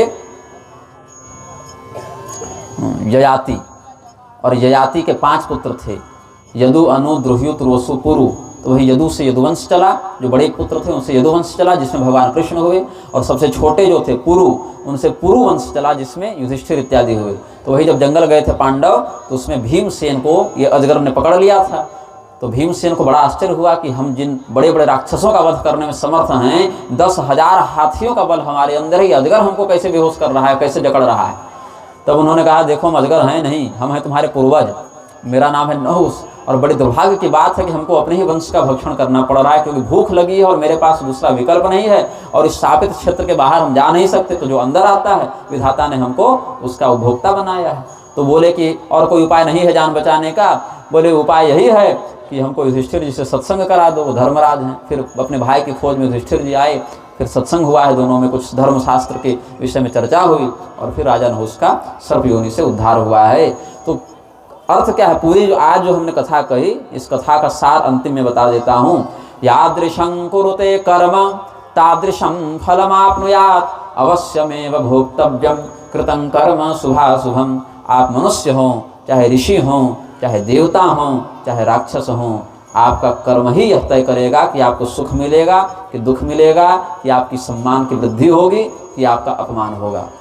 जो भी जड़ चेतन हो, जड़ को तो फिर भी अनुभव नहीं होगा। मान लीजिए बोल की भाषा में हमने कह दिया, कीट से ब्रह्मा पर्यंत या त्रिदेव में भी जब लीला का हम अवलोकन करेंगे तो उनके कृत्य ही उनकी भवितव्यता का निर्धारण करते हैं कि आपने जो किया है उसको आप ही भोगेंगे, दूसरा हिस्सेदार नहीं बनने आएगा। पुण्य में कदाचित आ भी जाए बनने, लेकिन पाप में कोई ऐसा नहीं होता। पुण्य अगर कर लेके चलो, हमने कार्तिक नहाया, माघ नहाया, एकादशी किया, तो इतना पुण्य हमने अपने पति को दे दिया या पिता को दे दिया या पूर्वजों को दे दिया, वो तो खैर ठीक भी है। जैसे संपत्ति है, 10,000 हमने कमाया तो 5,000 आपको दे दिया, लेकिन कर्जे में अगर 10,000 है तो थोड़े कहेंगे कि 5,000 आप चुका दीजिए। तो पाप का बंटवारा नहीं होता, पुण्य का तो चलो फिर एक बार हो भी जाता है। और अगर आपने अपना किया पुण्य किसी और को दे दिया, उस पुण्यदान का भी अलग से पुण्य प्राप्त होता है। तो कुल मिलाकर आपका और भी बढ़ेगा, अभ्युदय होगा। तो इसीलिए जो भी जीव हो, चाहे वह मनुष्य हो, चाहे वह देवता हो, चाहे ऋषि हो, चाहे राक्षस हो, विवेक पूर्वक जो भी कर्तव्य में वह प्रेरित होता है, अच्छा करेगा तो सुख, बुरा करेगा तो दुख, उसका अकेला उपभोक्ता वही होता है। यही सार हमने आपको बताया, और आशा करते हैं कि जितना विषय हमको बोलना था उतना हम आप सबों को समझाने में सफल रहे।